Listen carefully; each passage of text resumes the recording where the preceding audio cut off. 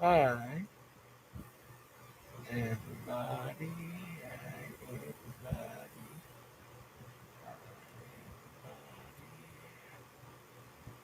Hi.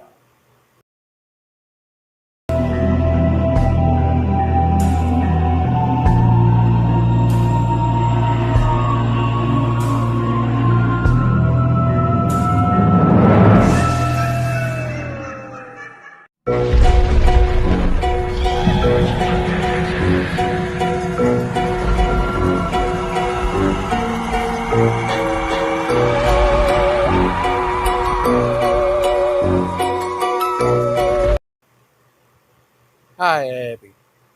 Hi, everybody. Welcome to my show.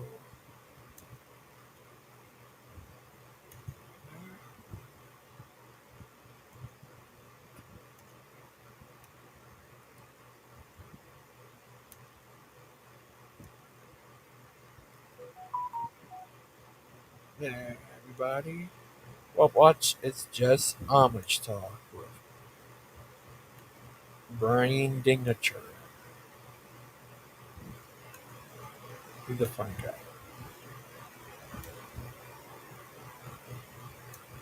You know, where is there a priest with a tonsured haircut holding Jesus Christ as a little baby and kissing and snuggling with him and stuff like, where is this at? You know, you say, why are you even bringing it up?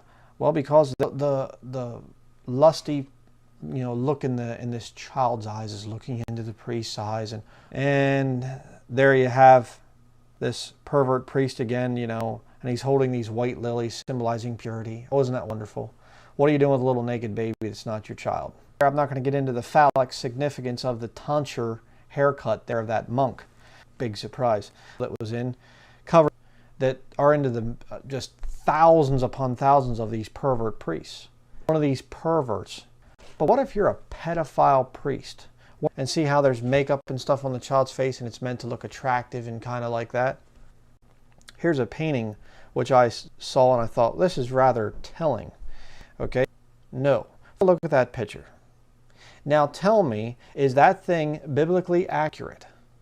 All right? Now, taken by Chambers. Okay? You have St. Anthony of Padua and Christ child. You're a pervert. Okay? Stuff, they just push the envelope of what is acceptable and they call it art. So the Cornell Law School there, the law into pornography. I believe the answer to that question is a definite yes. Soon. But if you jump down to number 11, now here's where they will squeak through. The Roman Catholic artists down through the centuries, they'll squeak through with this definition because you don't need to be vexed. Conduct. Now, I will show you that. And certainly Roman Catholicism has added to this thing of child pornography. And I'm going to advertising. 2256 U.S. Code number 18 U. Their definition, Information Institute, Cornell University Law School's legal. Okay, and I have here and I call it child pornography because it has no basis in Scripture. Softcore child pornography. I'm not even going to get into the actual child pornography. I'm going to show you and I believe that they've been doing it for centuries. And is the Roman Catholic system guilty of promoting child? So, you have a new Superman?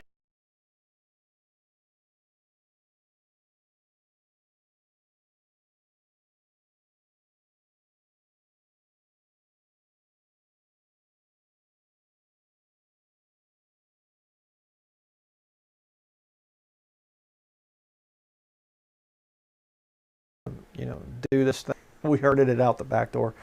But that was one of the exciting. So I came out the next Saturday, my suit and tie. I'd never seen this before, and standing up on the front, pews, screaming and stuff, and I was like, basically could see the very wicked apostate nature of Liberty Baptist, and he just, just ripped everybody's hide off, just James Lyman, and he came, and I think it was maybe 2 or 3 weeks later, room, and he preaches till till the next day. He preaches all night long. One guy falls asleep, falls out of the window, and he went Oh, nuts. I should have put that in there, all right? But they didn't invite you to put that in there. Oh, well, I'll just get some faithful Baptists together and they'll kind of, make the system happen. And boy, it'll be good then. That in the book of Acts, the time that continue teaching. And you read about that. Come on over here, this is Brother Barnabas or something over here. Let's go into his house. You can continue. That's what it's talking about, right? Somebody is walking their dog or something like this, or out taking a walk. You're meeting out in public, and it said you're invited to First Baptist Church of Car. Saying that's why we're kind of walk over and listen in. What are they going on Sunday morning? And they come walking in and listen. They're going, what are they saying? So you're to go house to house and spread the gospel, preach the gospel to every creature from house to house. That's not what it's saying. It says here, and how I kept back nothing that was profitable unto you. But Acts chapter 20, verse 20, the 2020 vision that you'll hear of. Right? Promoting going door to door and say, cut that out and then show what I'd say today, right now in this video, and say, oh, he's a hypocrite. Brethren, a lot of my views have changed over the years simply because I search the scriptures more. I know, is it effective? Is it something that should even be done? Whatever else. So things, I've been back and forth on this a little bit over the years. Certain things that are not mentioned in the Bible but are perfectly fine. They work okay and everything else. Fine, no problem. By door-to-door evangelism. But there are certain used to justify. We're going to go over the scriptures and it isn't in the Bible. I'll tell you that right now. A scriptural thing that you can do. Door-to-door evangelism. Is it actually a thing of going to door to door? And I got to thinking, I need to really do a video on this. I have quite a lot of that in my past, and I got to thinking about that because recently I saw in the comments somebody asking about when have I ever posted a video of myself going door to door, and we hang here and so this split. Right, hello, we're out here in the neighborhood today asking people if they have a church to go to. Wedding weeks, I can actually remember what was knock, knock, knock, standing there like this, and then they come to the door.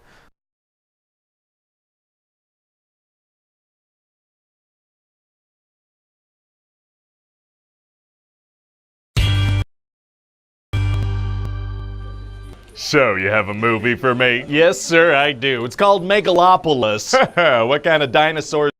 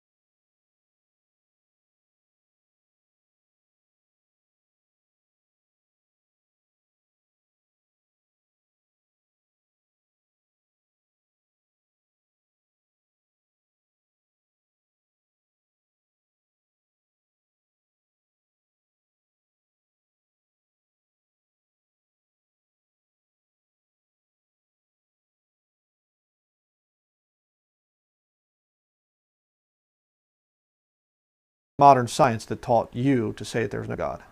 You say, well, I find, right? Right. Sure. Old book, and it's stupid that people would even think of it as being serious anymore. It's nonsense. Let's just say it. We'll go really, really lenient here. Why? It's written about your belief, like Bronze Age, whatever they call it, stuff. Seems kind of funny, doesn't it? This is just a book of fairy tales. Why? Why do you get offended at it? Good? No, not one. They are all gone aside. They are all together become filthy. There is none to do with. Hi, Trusty Ape. How are you been? This guy up here is the crazy Amish guy. Oh, happy birthday! It's everyone's birthday. Happy birthday, Mr. Ape guy.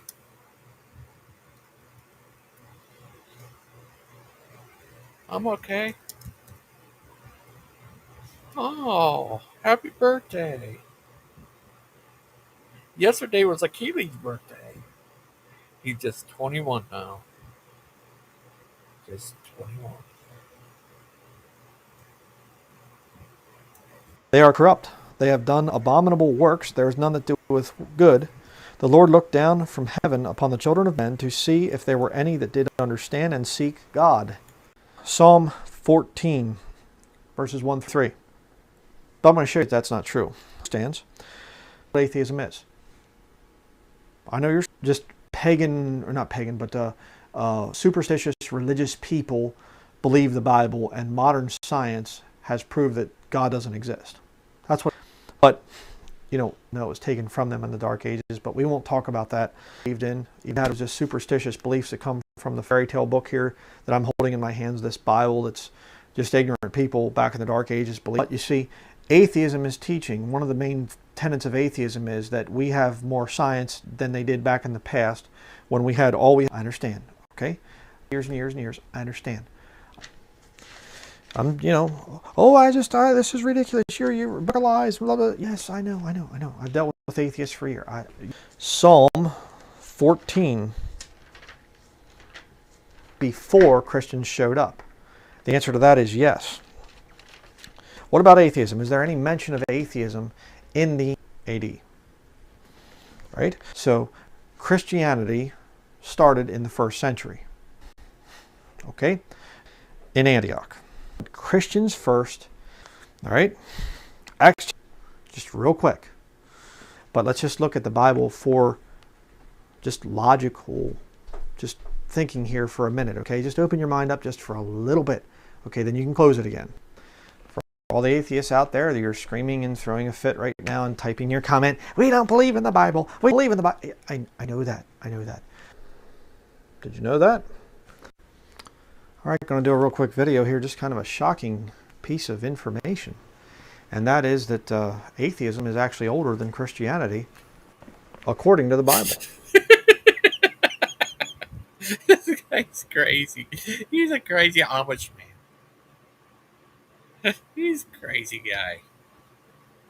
Crazy old Amish guy. Amish talk. It's just Amish talk with Brian Dinglature. What did you just say? Well, let me just tell you something. We converted all 21 students and the nun.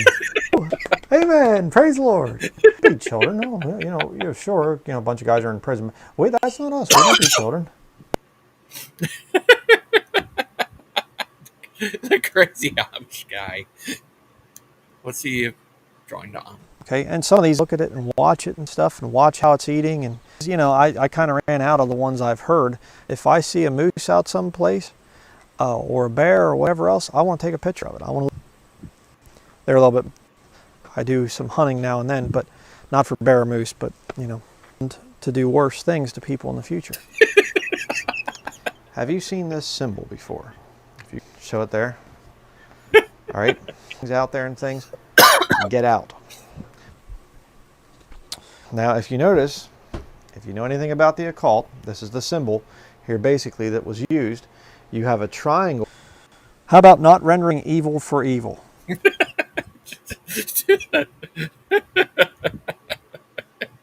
He's just a funny guy.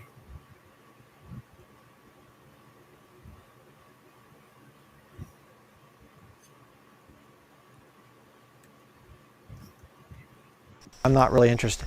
And you say, well, let me just tell you something. Who's used them more, God or the devil? Has Satan used? What did you just say? Well, let me ask you a counter question to that. Huh? And it's been said before, and I'm going to say it one more time.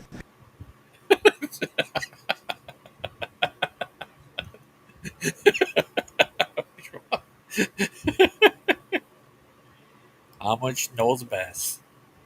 Steven Anderson invites the guy into his home. Hypocrisy.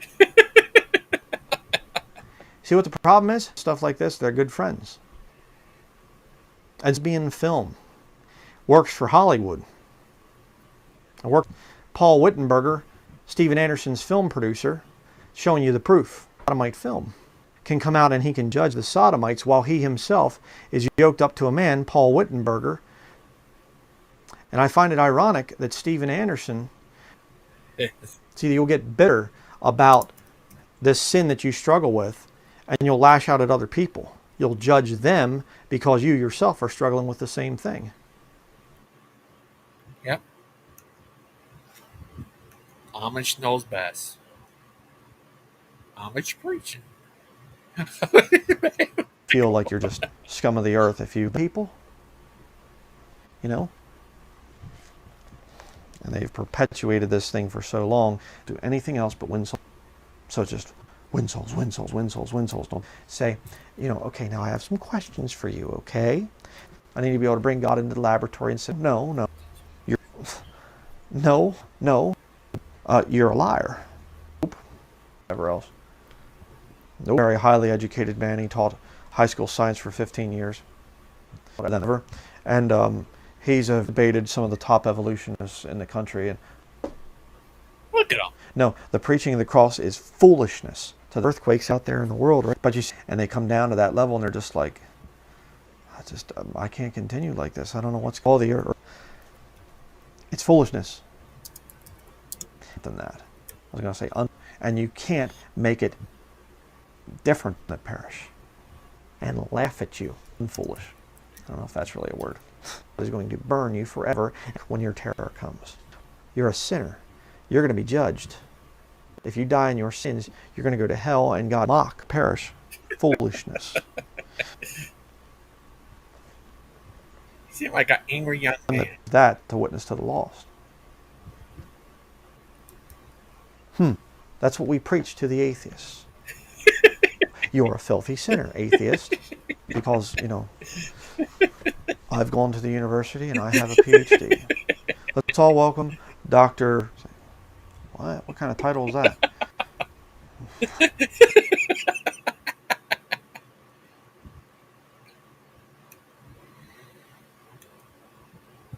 It man looks like. I alluded to this earlier. You're a man, start to look like a woman, dress like a woman. You know, if you're, I did a little help you. But if you want to cannot put some firewood. I'm going to go out and I'm going to dig a ditch. I'll tell you right now, that was one of the ways that I used to. And, you know, they're snared. That's how they're deceived. And a lot of times these contradictions, every time these Hey, I took. Good. This Amish guy is so funny. Like a boom, madman Amish rant. You're not a bad person. You see? Let me talk about science to you today. Wisdom of words to come. That's what we're supposed to do. And if people reject that, that's their problem. 1 Corinthians chapter 1 verse it's about sin. Our job is to preach. It's ridiculous. To the Lord in the last hour. And they've perpetuated this thing for so long that they twist scriptures. So just win souls, win souls, win souls, win souls. Don't do anything else but win souls. Get them in here so we can get their money. Because I need to be able to test God. No, you're to make you feel like you're just scum of the earth if you've not won 12 people. You're a liar. No. You know, okay, now I have some questions for you, okay? Nope. Whatever else. What's called the earthquakes out there in the world, right? Debated them ever. And he's a very highly educated man. He taught high school science for 15 years. Right? Debated some of the top evolutionists in the country. And they come down to that level and they're just like, I can't continue like this. I don't. But you see, no, the preaching of the cross is foolishness. It's foolishness that perish. And you can't make it different than that. I was going to say unfoolish. That to witness to the lost.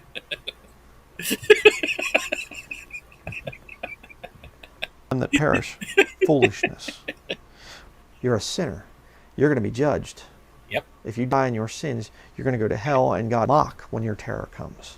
is going to burn you forever and laugh at you. I'm not sure where You're a filthy sinner, atheist. That's what we preach to the atheists. I don't know if that's really a word.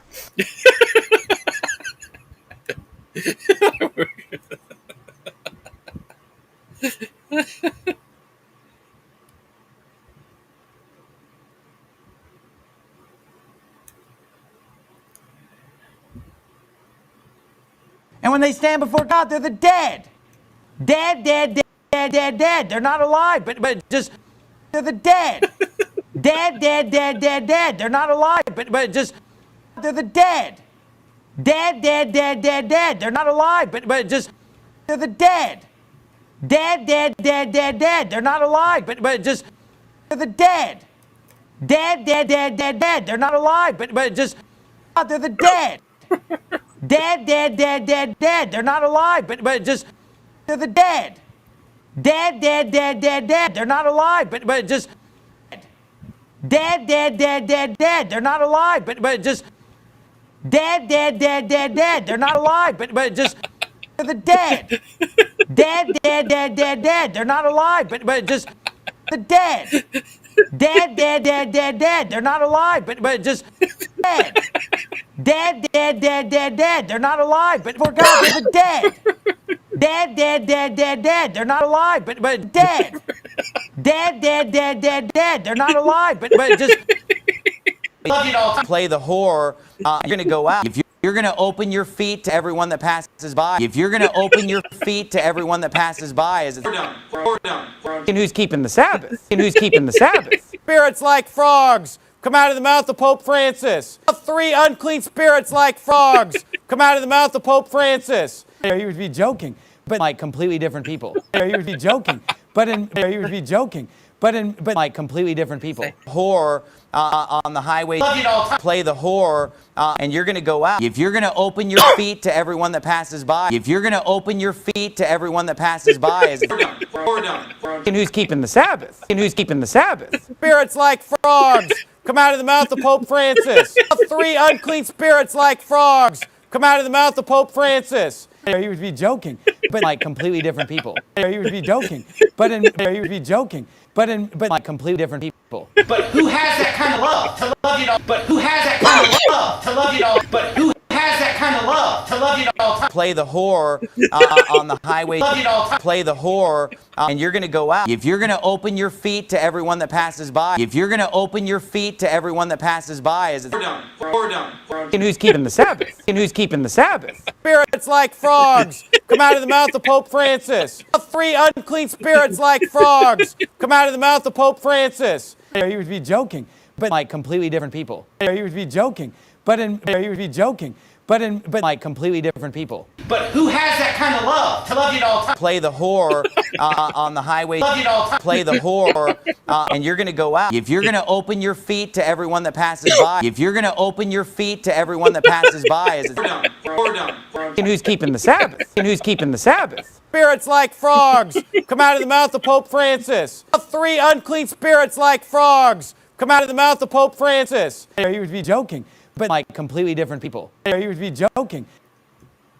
Hi, Miss Outcast. Hi, Logan. How are you? I'm good. I'm really, really good. He's crazy. I just love hearing you laugh. It's the best. Oh, thank you. I remember these videos back in the day. The crazy Amish guy and Steve Anderson.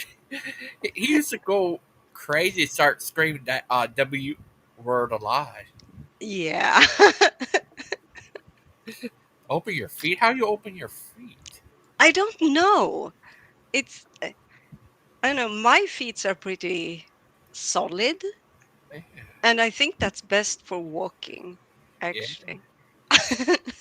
Imagine you walk along the street and your feet just open up. Wow, that'd be crazy. Yes. That Brian guy and Steve Anderson, he's just crazy. Yeah, it was weird. These are very old videos back in the day. Yeah. It was crazy. uh, yeah, it was crazy. And uh, I did a new video with Steven being in Scotland. Oh, you did? Yeah, when I he went to haven't seen. Scotland, he had a Yeah. Scottish festival he went to. I can show you. Can you show it? Or have you already shown it to everyone?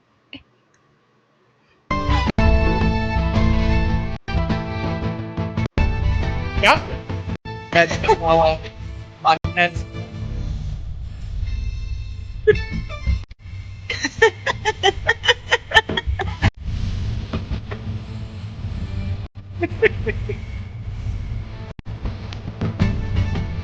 that's already great.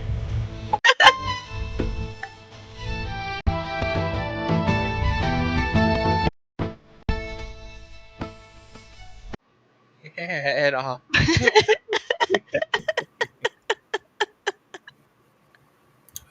yesterday Steven was went to Scotland and met all of his friends.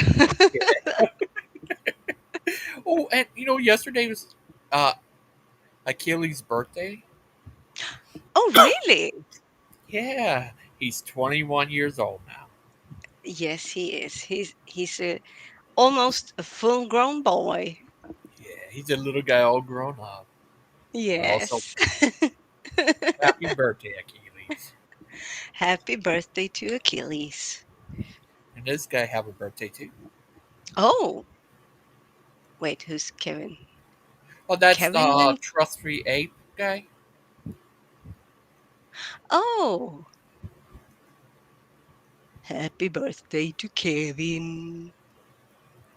Yeah, he's all grown up now. So how old did you what your birthday this summer? How old did you turn? 37. Nah, Yeah, isn't nah. that You're crazy? you're only you're only probably nine. No, not 19. You're probably 23. I wish.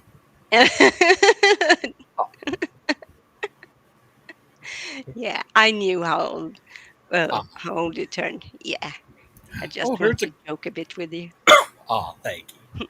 Uh, yeah, yeah. What else? That was so funny. Brian Dinger. Sure, that guy's always so funny. He talked about something to do with the Samnite agenda. What is that? Say what? SODOM Oh, oh, sodomize. agenda. He's a crazy guy. He also Yes. thinks the Catholic Church is out to get him.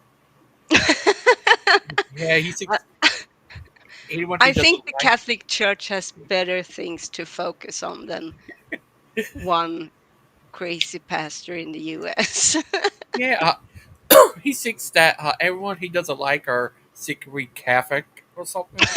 He even said Steve Anderson was Catholic. What? Yeah. One thing I like about him, he doesn't like Steve Anderson what he said about Jewish people and killing people and stuff. He's Yeah. against that. So he doesn't like Steve Anderson, so that makes him Catholic, I think. Yeah. He says about everyone. He thinks anyone who goes to a college run by Catholics are Catholic themselves.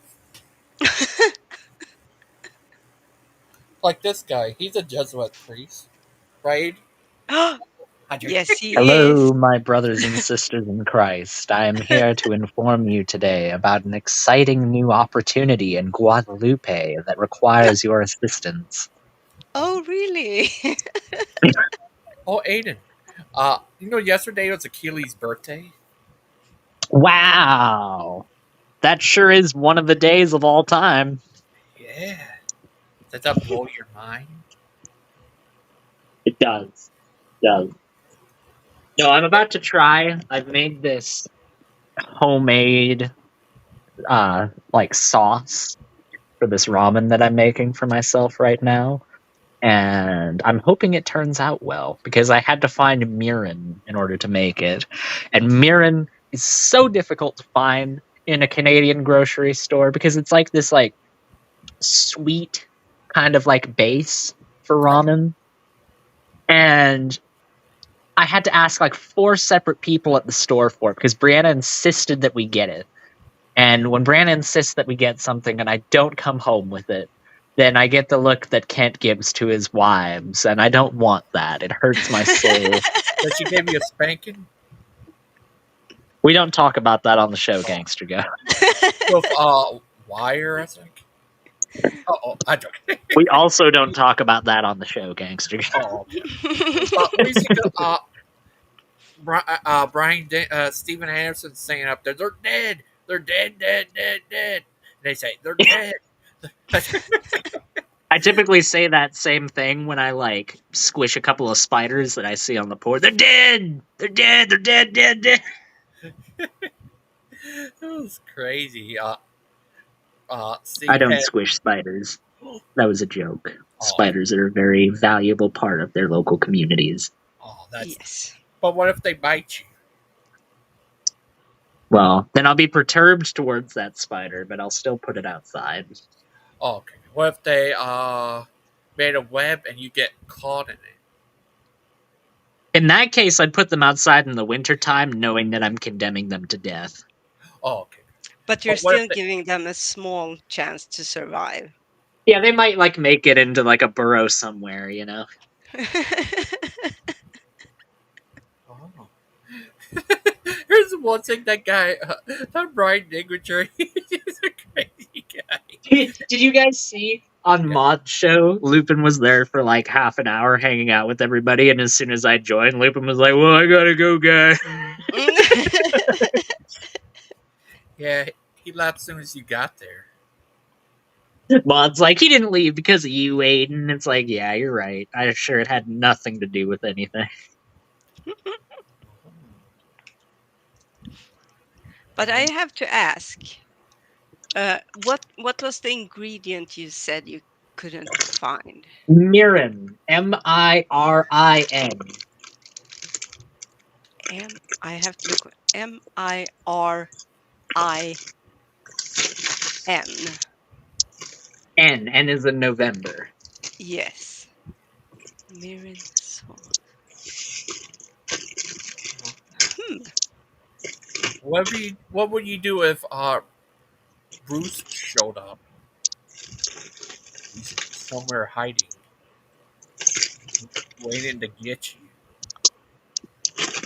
I'm trying to negotiate this package open if you can't hear. It's quite a battle.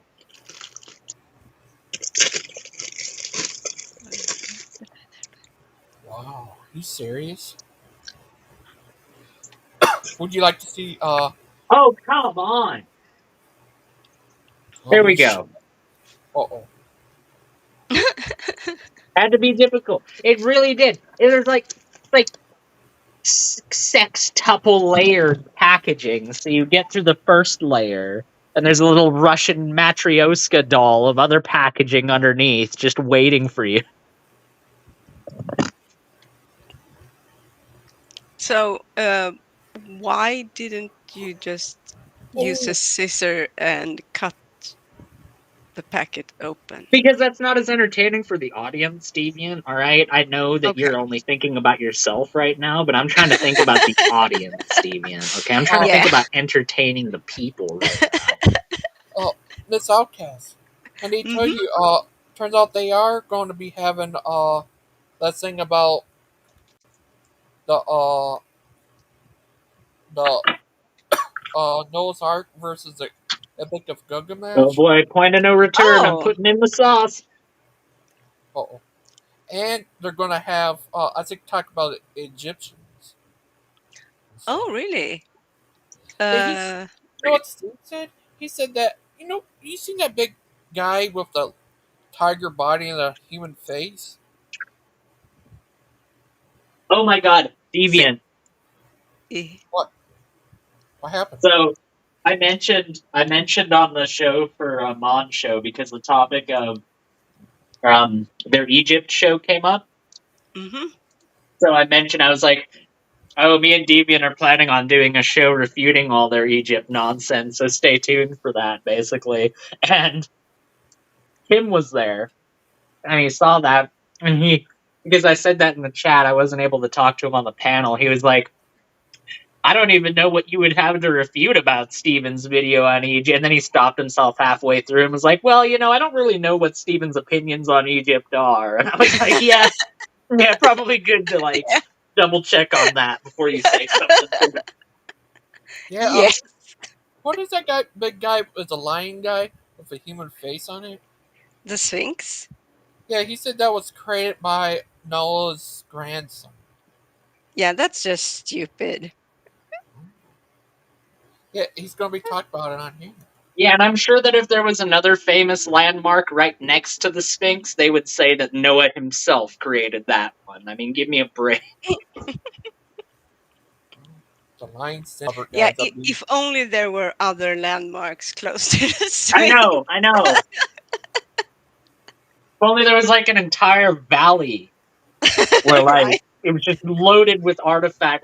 I don't know, maybe I'd call it the Valley of Royalty or the Valley of Monarchy or the Valley of Patriarchal Rulers, something like that. I don't know. Yeah, maybe there was even a valley close to that valley where the spouses were, I don't know, not That sounds like a bunch. buried, but yeah, I think I saw that episode of Star Trek TV, and yeah, that one was pretty good. Yeah, Mrs. Boland's doing a show tonight too. And then Tim. And tomorrow they're doing a lion's den about evolutions of religion. And then the 7th they're going to Why do they keep talking about evolution being related? They're only trying to convince themselves at this point. yeah, it's the the more often you tell a lie, the more true it gets. Well, But that was Hitler that said that, Deviant, and Hitler was clearly an atheist, okay? He never said anything about God or Jesus or anything like no, that in any of his writings. absolutely not. He was not a self-professed Christian. No, never. That never happened.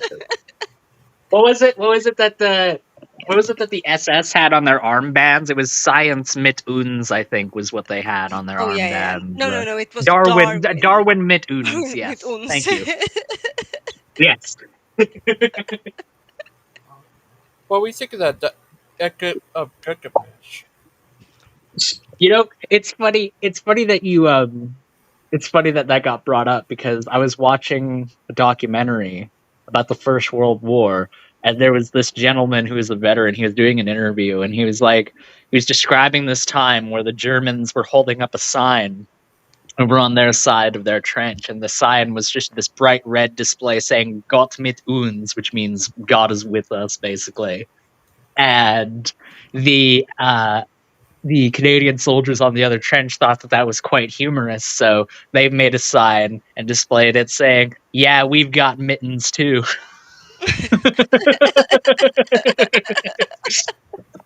They're the Epic of Gilgamesh.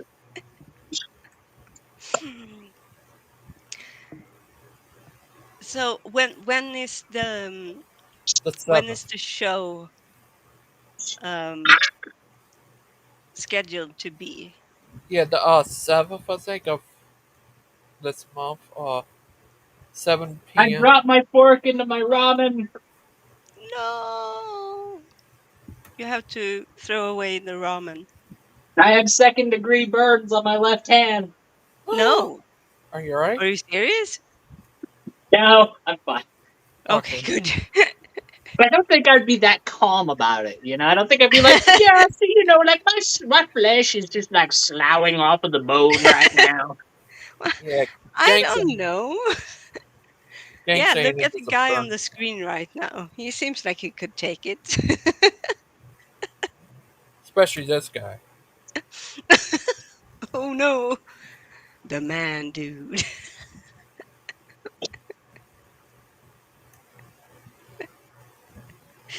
That's the face you make when Aiden says he burned his hand. Here are the gangster Stevens. There's 3 of them. No, I put in too much pepper. It's all going to accumulate on the bottom of the bowl. Gangster Steven. That's what you have to care about. Oh Aiden. man, I can't wait to drink my ramen broth at the very end and just encounter like half a ton of pepper at the very end. I'll feel like a 17th century English aristocrat. Yeah. This Jesuit Yes, on the pepper, very good. Here's a Jesuit priest right here, Aiden. He blesses you, my child. Been spending most our lives living in a Proverbs paradise. Yeah. So what's which flood story holds water? Yeah. Is this going to fit in the bowl, or is there going to be too much broth? Find out now. In the next episode. You guys are going to do a response video today? Well, I don't know about the Noah's flood thingamajig, simply because I haven't. Oh my goodness!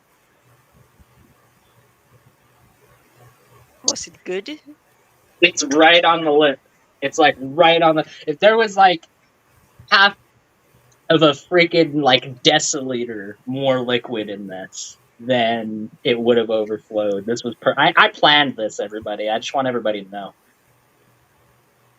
I planned it to fit perfectly in the container. It's God's plan. Okay, that's. Oh yes, for your ramen. Oh, it's so good. All Have right, you ever? gotta go. No. I'm gonna root around like a pig in his filth. Oh, What regular about Friday. Gangster Town? Or hippie? Thank you, Deviant. I love you too. Bye, Aiden. Have a good time with your evolution religion. I'm starting to love Soot a little bit. I'm starting to love Soot a little bit more, but I love you too. Thank you. I think. Soot, you deserve better. That's all I'm saying. I'm joking. I'm joking. What? No, you don't. No, you don't. No. You deserve exactly what you've got. I don't know. I think I've been extremely lucky. You both have a heart. He's a good guy. He's a nice young man. That's Soot Kettle. That he is. That he is. Oh, here's Amish. Want to ruffle his hair and call him Slugger. Oh. You need to get an exorcism. Burn them. You to feel. You are opening I think a door Gangster was for genuinely devils frightened to for a come in moment. and oppress you. You are setting wicked things before your eyes. And movies and things like that, that stuff is cleaving to you. When you're watching television and shall not cleave television, to me, shall not cleave to me. That's awesome. Okay? I will set no wicked thing before mine eyes. I hate the work of them that turn aside. You say, hey, well, can you I pause? sell them on eBay? I paid a lot of money. Sound like a rapper. Can you pause? I was want there to be like 9-inch nails or Metallica or like Slipknot or something like that. I want them to make a TV and call it the Hellivision because it would sell so well.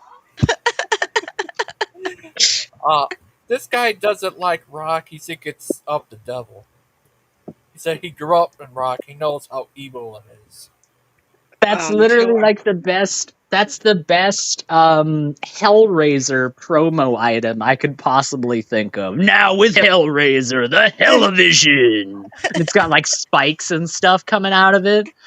Ah, that'd be so good. That'd be so good. Every time you turn it on, a different Cenobite is there. Like, what would you like to watch today, my lord? It would sell really well. That's all I'm saying. I agree. I think it would. I think it would. And what's oh goodness, what's his name? The angry dude. Uh, ooh, the angry pastor. Pinhead. Oh, you're talking about Hellraiser. They do call Pinhead the Heck Priest. No, I was thinking about this. He's a pastor. He ministers out of a tent. He's known for burning books and uh, like Oh, Oh, Brian, Moses.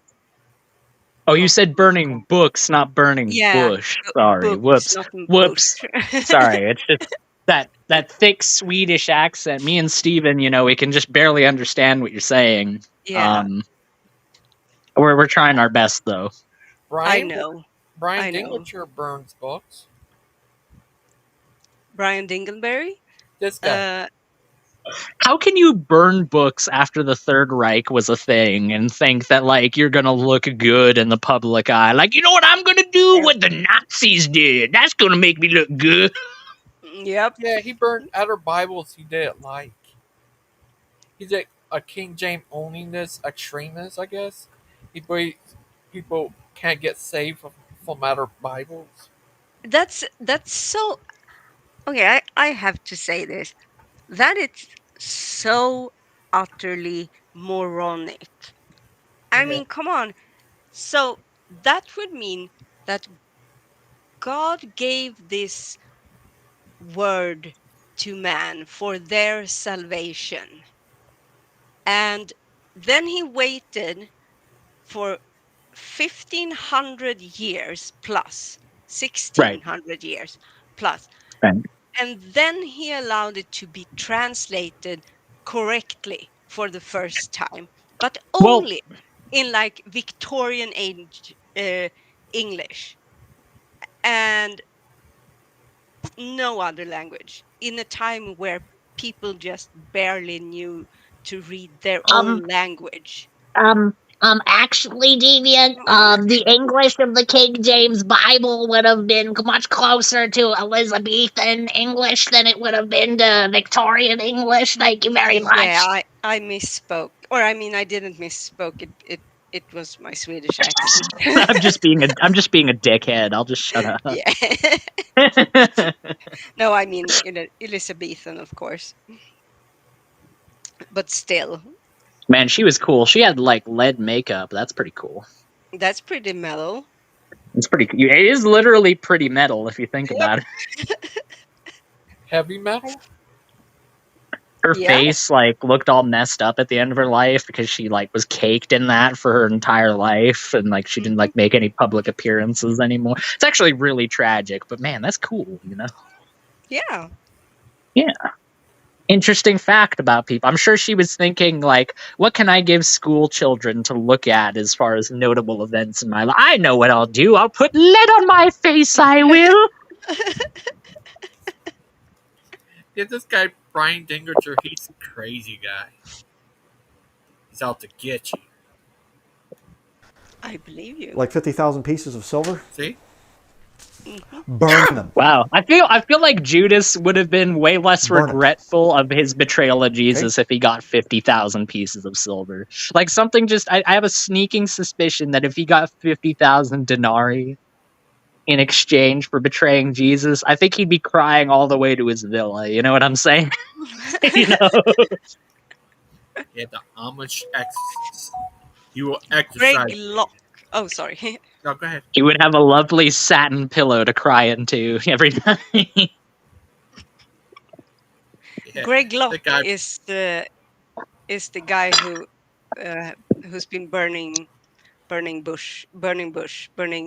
books. Oh man, I'll go burn some bush, man. Okay, I won't tell Brianna, but I'm talking I about feel I smoking should. marijuana, Dee. Oh, okay. I won't tell her. What? Oh, maybe she wanted some. What the heck? Okay, I won't. No, tell she her. doesn't smoke. Maybe. She doesn't. She's too pure. She's too good for that. Oh. Brian Dingwisher doesn't seem very happy at you, Aiden. No, he Well, you seems know, maybe very I'm not very happy at Brian freaking Dinginger, or whatever his name is. Have you ever considered that? Dingleberry.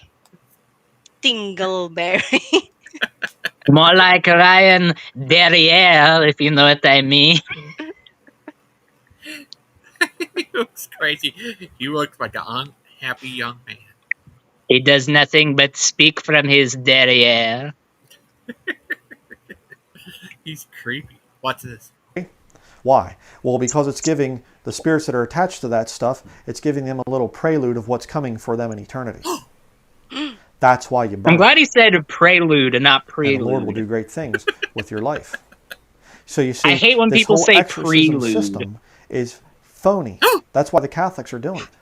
Because, see, Oh. they don't want their people to think, hey, what you're doing is wrong and sinful. And I realize that there are some that do. I realize that you... See?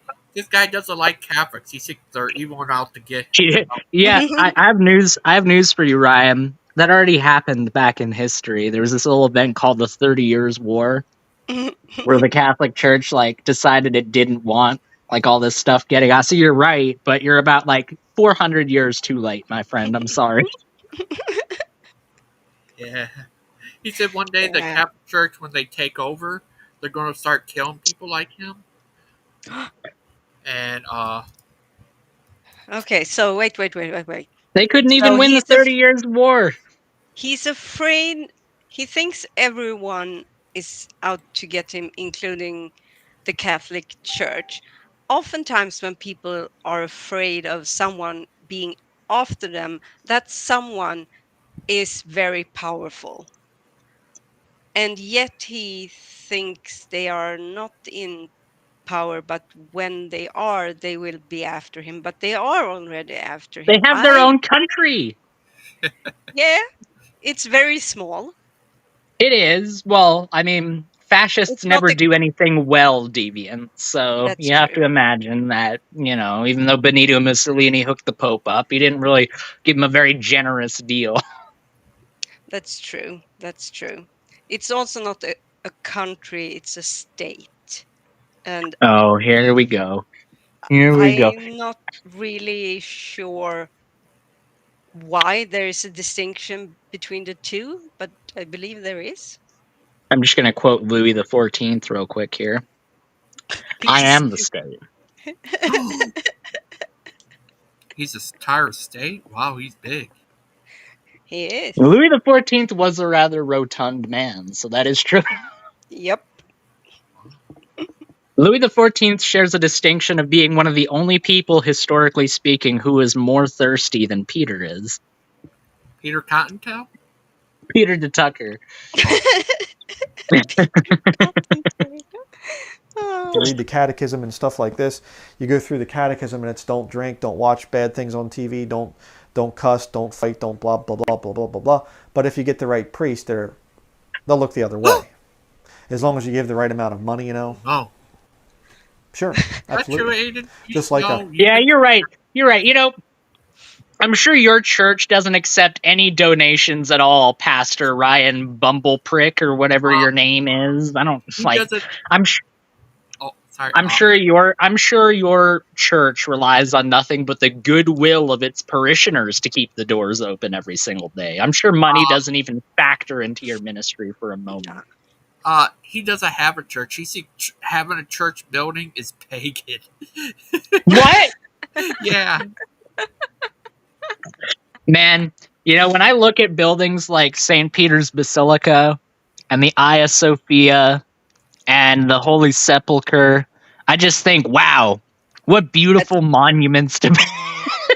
I can't even finish it with a straight face. No, there's buildings like the Hagia Sophia that do incorporate aspects of pagan buildings, like the pillars in the Hagia Sophia all come from the original Temple of Apollo in Rome.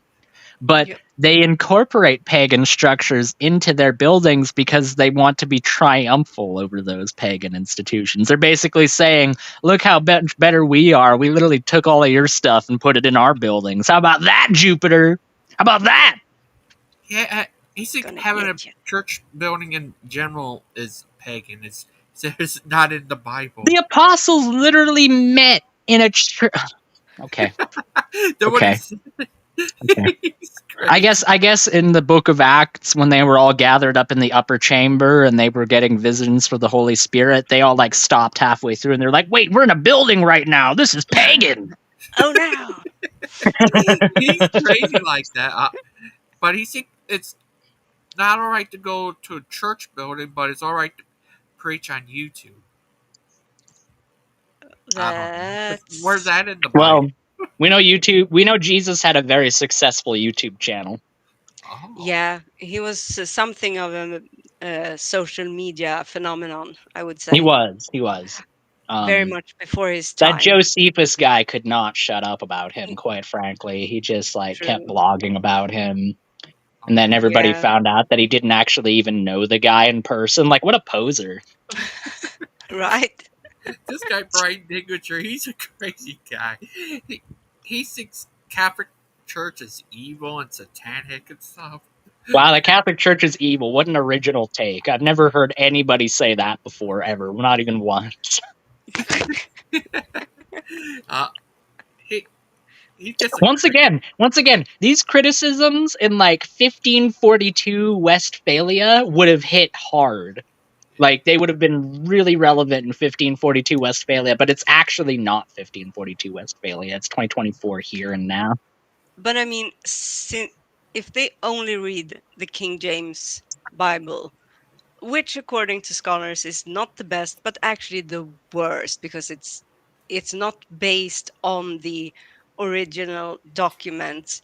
It's based on earlier It's based off of 8th century manuscripts. And changed to suit King James. So, I mean, you can use it. I have no issue with that, of course. But acknowledge it for what it is. Exactly. If you think it has beautiful language, go for it. If you're most accustomed to that version, go for it.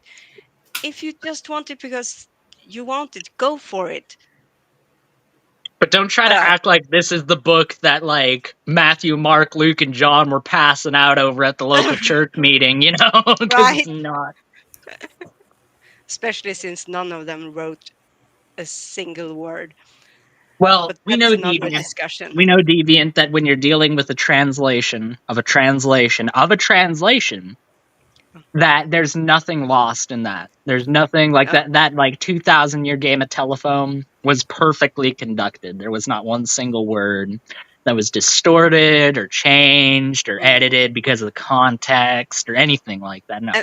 And we don't have notations in the margin where people have changed and then others have come later on and changed it back and made it a footnote about get it right, you. Yeah, no, that's what you're pointing out is great because the arguments that people would have over hundreds of years with these early manuscripts, this guy is writing in the margins about how this guy that died 400 years ago is an idiot. It's great. It's great, but it does show that yes, it's not unchanged. It's very much so changed. It's just at the privy of whatever scribe decided that he was going to make that change. I mean, if you really want to look at the most influential people in the Bible, you won't find Matthew, Mark, Luke, and John. You'll find a bunch of medieval scribes. Yep. This guy, Brian Dinwicher, he's just a funny guy. He's just so crazy. He hated on the Amish. He's an ex-Amish guy. But he hated on the Amish, but the Amish, I heard, end up helping him. He's a crazy guy. He's that guy I told you about before. He was sick, I guess. He thought he'd been bewitched. Someone put a spell on him. Yeah. I mean, when you have the actual history of the church, to contend with Deviant, it's a bit hard to say that the Catholics were just like full of crap because they were the church for the vast majority of the history of the church. So then you get people like Bruce saying that John the Baptist from the Bible was like an actual Baptist, like his version of baptism. You get into that level of absurdism because, the history doesn't exactly agree that their denomination has been right the whole time because their denomination didn't exist for 90% of the time that the church was a thing. So, That's yeah.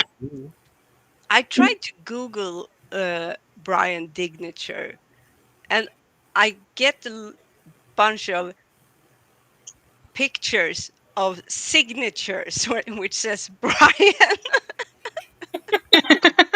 I don't know. His old name used to be Husky something, and his other name's Born Again Barbarian. Born Again Barbarian. That actually is a pretty good name. Yeah. It's a pretty good name. I mean, like, if Saul of Tarsus had a screen name in 2024, it would definitely be Born Again Barbarian, right? Yeah, it's crazy. His name is Husky something, but look. Protestant preachers. And I know that there are Catholics out there that morally are pretty decent people. I know that they're not all child molesting, horrible, wicked people. I understand that. But your whole system is corrupt because you're basing your salvation on a continuing system of works when Jesus Christ finished salvation at the cross. See? Again, he finished it at the cross, but he actually didn't finish it because you've got to do stuff yourself. Look at him. I never get that. The whole like, Jesus finished all of that on the cross. It's like, okay, then why is the default position for all of humanity still going to hell? Like, why is that? That didn't change. Before Jesus, the default was you're a sinner and you're going to hell. After Jesus, the default is you're a sinner and you're going to hell. Watch this. He talks about these Catholic priests and their exorcisms. Of the founder of the Jesuit order, Ignatius de Loyola. This guy is that guy I told you about before. He thinks the Jesuits are out to get him. They're out to get him. He thinks everyone's part of the Jesuit order. Fun fact, the Jesuits are what Frank Herbert based the Bene Gesserit off of in Dune. Fun fact. Oh, I didn't know that. Is it true that Dune is based on your life? Well, I've heard the Bene Gesserit order in Dune described, and this is me quoting it. They've been described as the quote-unquote MILF Illuminati. So, I mean, do with that what you will. So, is it based on Brian Dingwitcher? It is. That's what I'm trying to say by saying that. No, you know what? Brian Dingwitcher, he sounds a lot like Brian Herbert. And Brian Herbert, he messed that whole series up. He took his dad's word. Yeah, you know what? Let's take a series that's about, like, the human condition and our place in the universe and our environment and how we're based off of our environment and our environment shapes us. And those things, like, create a cyclical effect that constantly evolve each other over time, and like politics and intrigue and like the dangers of feudalism and the dangers of a tyrannical government. Let's take all that and let's make it a whole bunch of pop sci-fi garbage that's just like a whole bunch of clones of characters you already know fighting a bunch of Terminator ripoffs. That sounds good.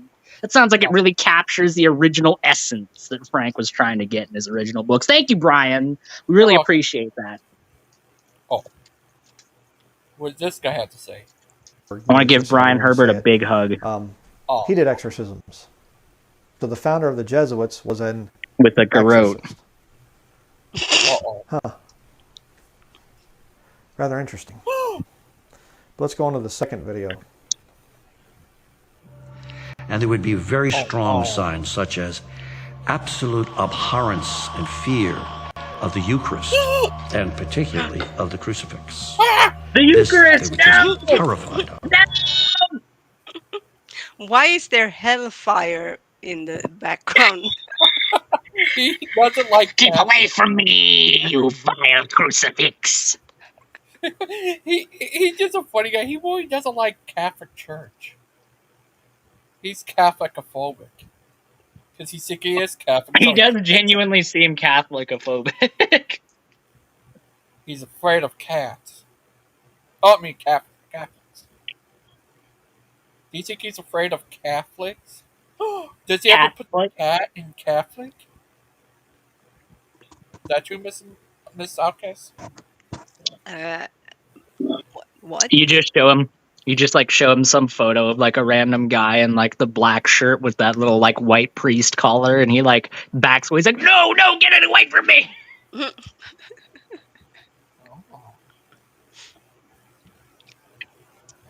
Well, this guy just, he has this Catholic priest with fire behind him. You know, it's funny because my fiance's dad is currently training to be a deacon right now in the Catholic Church. And if you know anything about the Catholic Church, you know that training to be a deacon or a priest or any member of the clergy is a huge commitment. It requires a lot of time and a lot of effort and literally years of study at seminary in order to become even a deacon, because a deacon is the prerequisite to being a priest.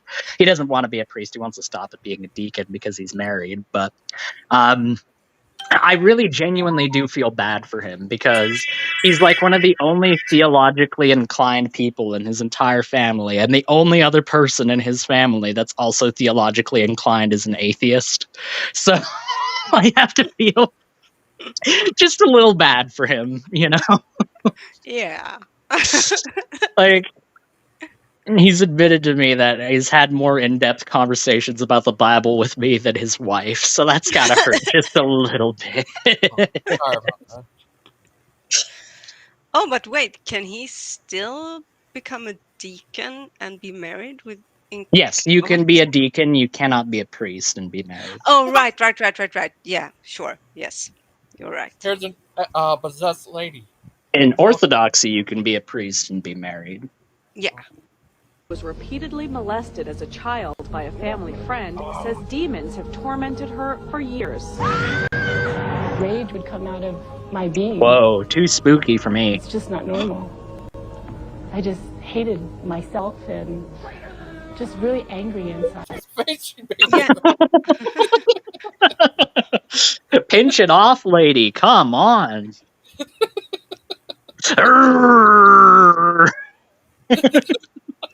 I always love watching demon possessions, quote unquote, because you get to see these people's like perceptions of what a demonic possession is, and it's always like the most like spookily dookily, like literally like straight out of The Exorcist. I'll tell you what. Say, it's very Exorcist-esque. It would have been interesting to know how these exorcisms looked prior to movies like The Exorcist.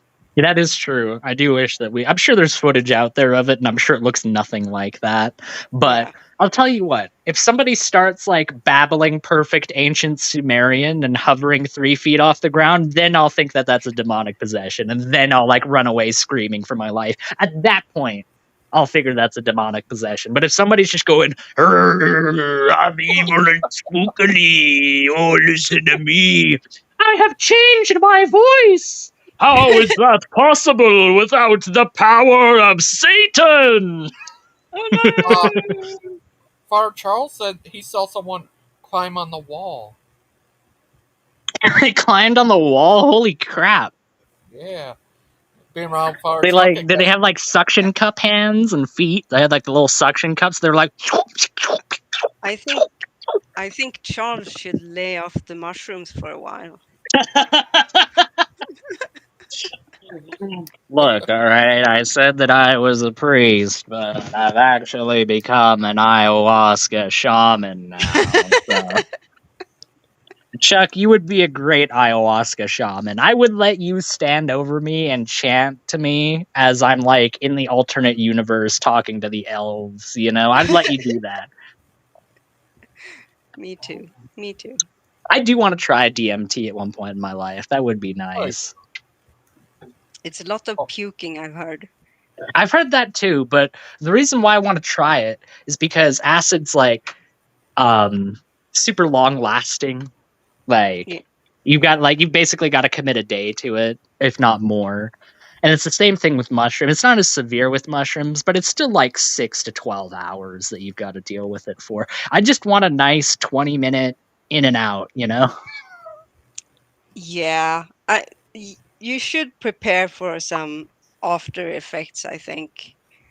No, I think it'll just be right. I won't be affected or changed at all as an individual coming out of that experience. I'll just be like, all right, well, time to go and get back to work. I'll do it on my work break.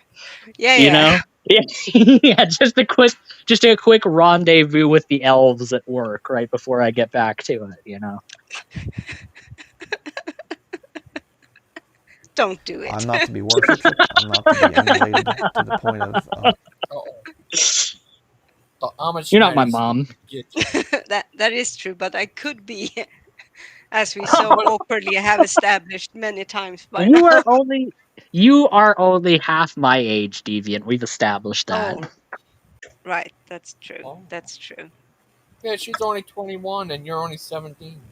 That's true. Well, is your birthday October 15th?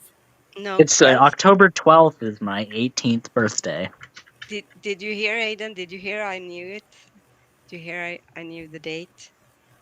You did know it. Oh my goodness, thank you, Deviant. You're welcome. Next Saturday. My little You've got one up on my dad. Oh. Oh. He's Chuck. No, I'm just 18 years old, my little guy. My poor little guy grown up. Remember, you were just 14. What a little guy. Aw, you remember when I was on Brett Keene's show? Yeah, when I saw you the first time, I really thought you were 14. You know, I've never heard you tell that story before, so thank you. I wasn't aware. No, you're still not 14.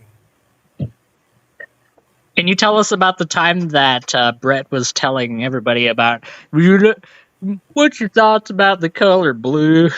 I don't know where you said that for some reason. Then I start saying that. Yeah, I know, it was hilarious. That Amish guy's looking at you. Uh-oh. You know how these are good? You know how this is good ramen? How do you know? There's two ways of being able to tell. So for one, if your ramen comes in a circle, it's legit ramen. It's good ramen. If your ramen comes in like a little rectangular or square like cube, that's some bullcrap, fake, white people ramen that you shouldn't eat. All right, that's a bunch of crap. So in order to get the right ramen, you need that.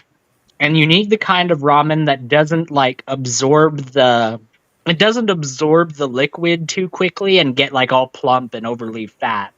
Those are awful ramens that like overly absorb the liquid. No, it's got to remain the same integrity and shape throughout the eating experience. That's how you know it's legitimate ramen. Are you sure? Yes. You know your ramen. I do. So I thought ramen was just a brand of noodles. No, it's a it's a dish. Oh. Oh, you can dish it out, but you can't take it. I've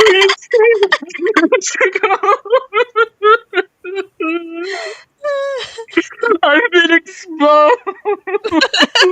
Oh, Aiden, guys, what happened between you and Hazel the other day? But you tell me, dude. I have no idea. I was just chilling in the chat, and Azo starts like going after me and like making these remarks, and I go on the show, and all of a sudden he's all quiet, doesn't have anything to say. I don't know. It was weird. Well, I think he was on the phone. He was on the phone. Yeah. Was he? I was cutting in and out so frequently that I genuinely could not hold a conversation. That's why I ended up leaving, was because like every 3 seconds it'd be like, lost connection, trying to reconnect. Yeah, no, he was Well, in that case, Azo, you were not running, you were on the phone and you were indisposed. I've been corrected. Look at the Amish man. He's a crazy Amish guy.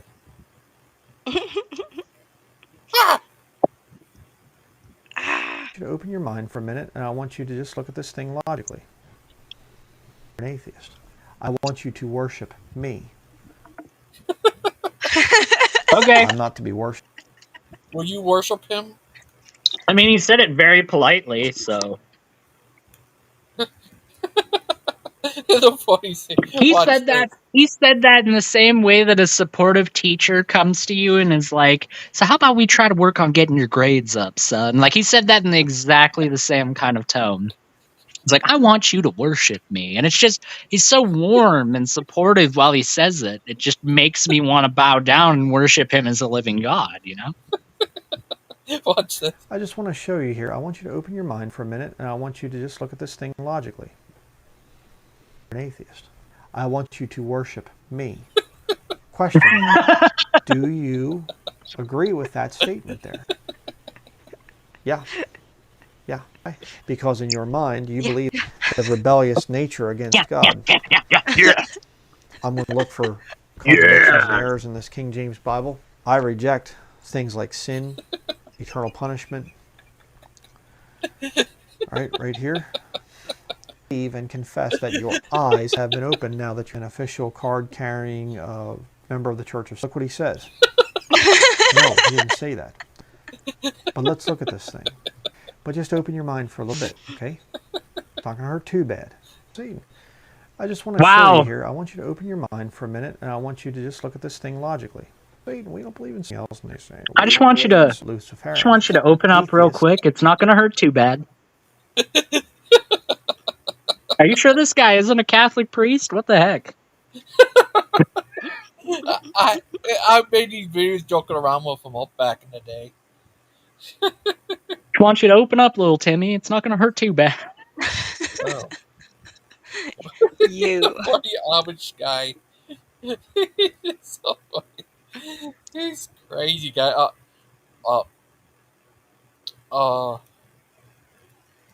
Father Charles said he remembers him back in the day too. He's a crazy guy. I mean, Father Charles has been around since God was a boy, so that's kind of a given. He's been around for a lot. That's true. This guy, Brian Nicotrees, is crazy. Watch him. Chuck used to cheat off of Jesus' homework in school.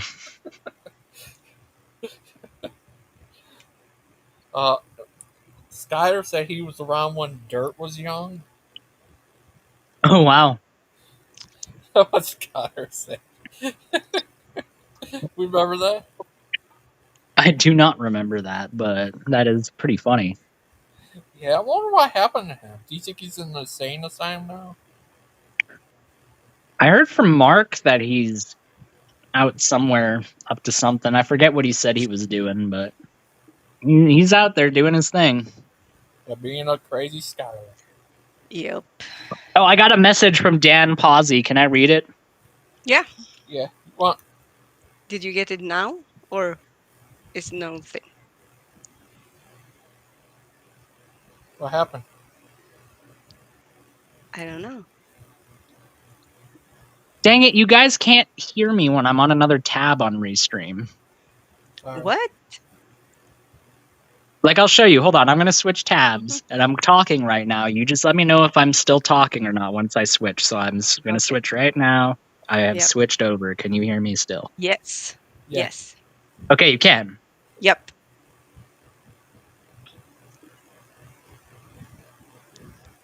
If you're talking now, we don't hear you. You look like you always have tails. Like, I don't know. We can't hear you, Aiden. Aiden, if you're talking now, we can't hear you. Dang it. How is this possible? This is a bunch of crap. I can switch tabs. I can open new tabs. I can share It's when I open Messenger. It's because I'm on my phone right now, not on my computer. I'm on my phone. Oh, so. then it switches because you can also talk using Messenger for speech. I bet that's why. Dang it. All right, well, what Dan But- said was something that was unfunny and unnoteworthy anyway, so What was it? nothing has really been lost. Was it about- No, just Dan coping about how he's still in charge, even though Steven literally said that he wasn't the other day. And why does he tell you this? Did you ask him? Dan's got a crush on me.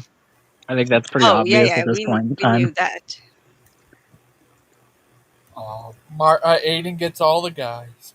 Aiden gets all the guys.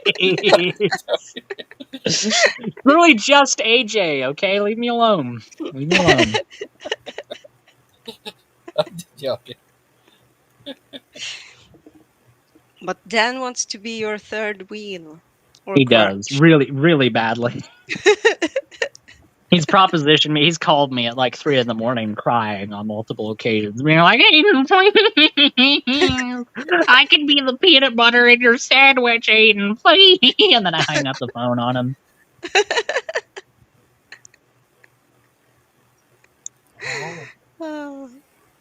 Are you in charge of the pupper guys?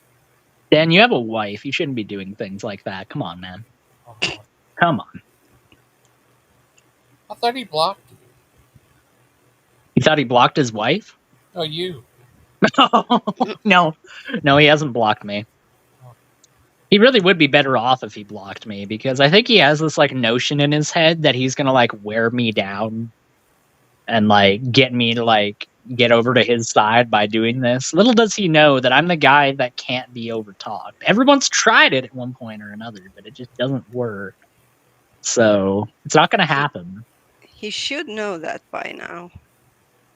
He should, but you know, he's a little slow. Not because of your learning disability, Dan. Just you're generally slow, okay? Don't get your panties all in a twist because I called you slow. It has nothing to do with that. All right, it has everything to do with your personality, you lovely human being. Oh, that's nice of you. Now, Dan's dead to me after he said what he said to Brianna. I really do not take him seriously in any way, shape, or form. Oh, I'm sorry about that, Aiden. Oh, I'm sorry. Deviant and Soot were clasping their hands in prayer.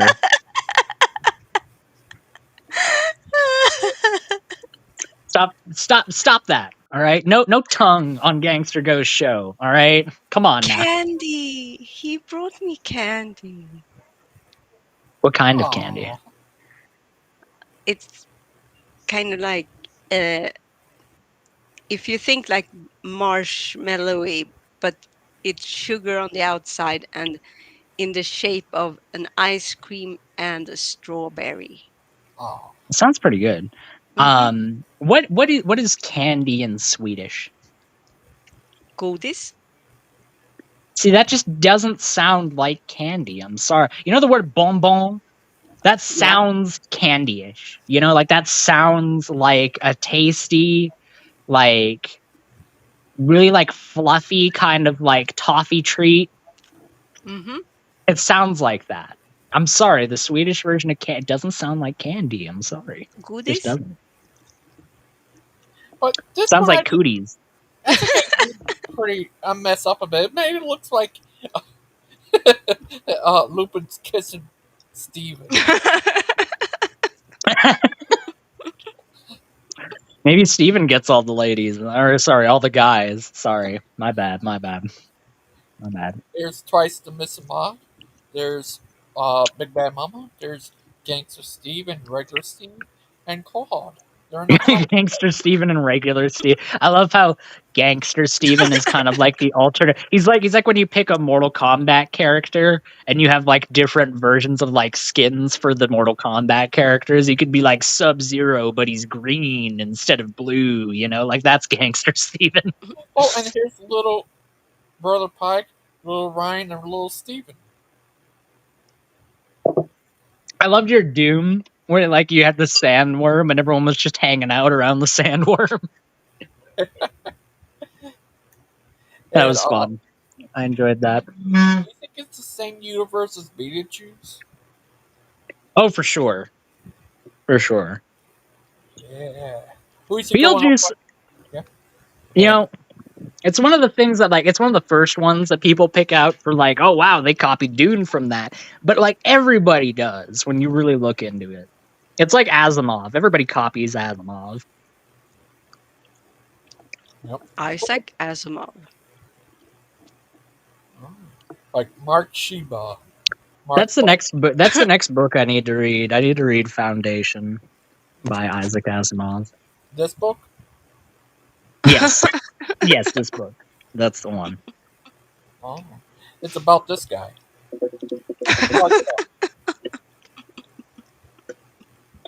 I feel so.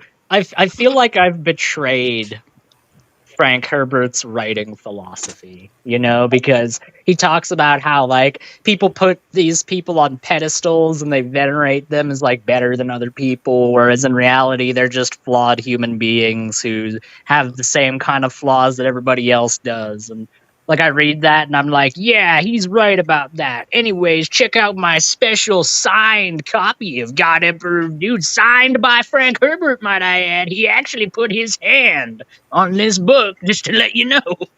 Like, that might be betraying his writing philosophy just a little bit, but, you know, it's thematically appropriate. Are you serious?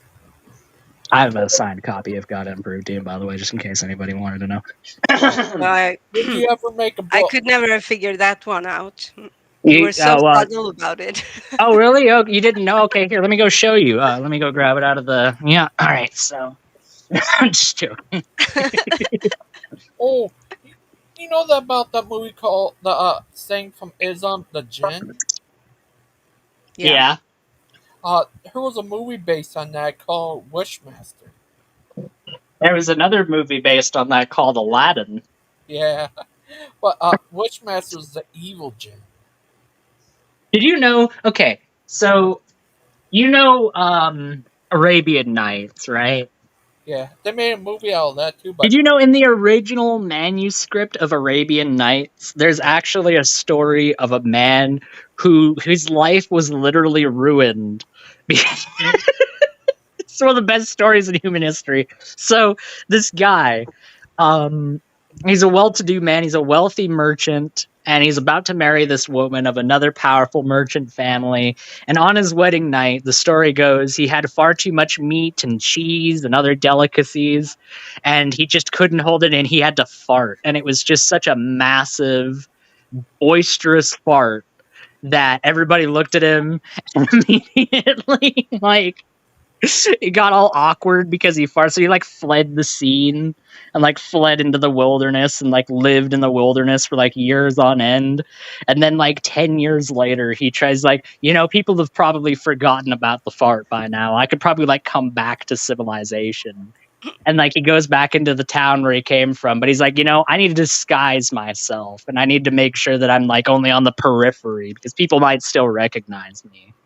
And the first people he comes by is this little girl and her mother. This little girl's asking her mother, she's like, "Mother, what is the day of my birth? For my friend has asked me." And the mom says, she's like, "My daughter, you were born the day that Khalid al-Jabbar farted." And he's so devastated because even all this time later, he can't escape the fart.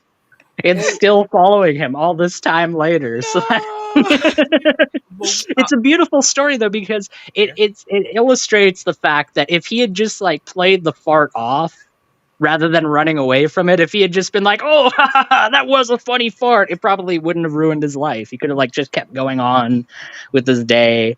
But because he let it totally overwhelm him and ruin him, that's why his life was destroyed. It's because of his own hubris.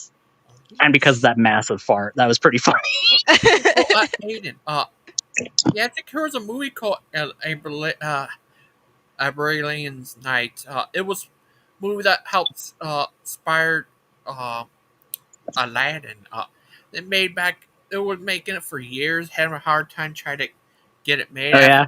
And what's it called? The guy, I forgot his name. He was in the original House on Haunted Hill. I'm not sure. He did a voice for it, and then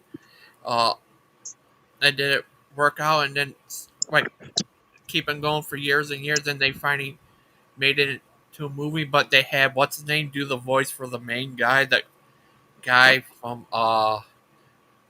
Cable Guy who was getting stalked by Jim Carrey. Oh, the I'm the not sure. little guy. Yeah, he did the voice for it and stuff, but it took years from them to finally make them. Yeah, it's crazy. But Aiden, what do you think of that Amish guy? Do you think he's crazy? I'm very thoroughly convinced that the first ever joke in human history was like some Australopithecus going, and the other Australopithecus going, like, I'm very convinced that it was something of that kind of name, because it transcends language, you know, it transcends any kind of like higher form of communicate. It's just inherently funny when somebody goes.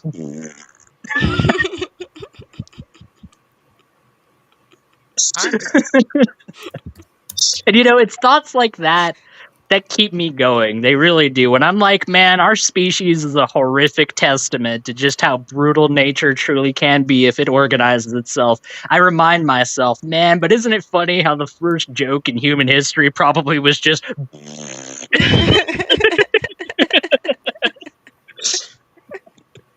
Oh, you know that guy Trusty A?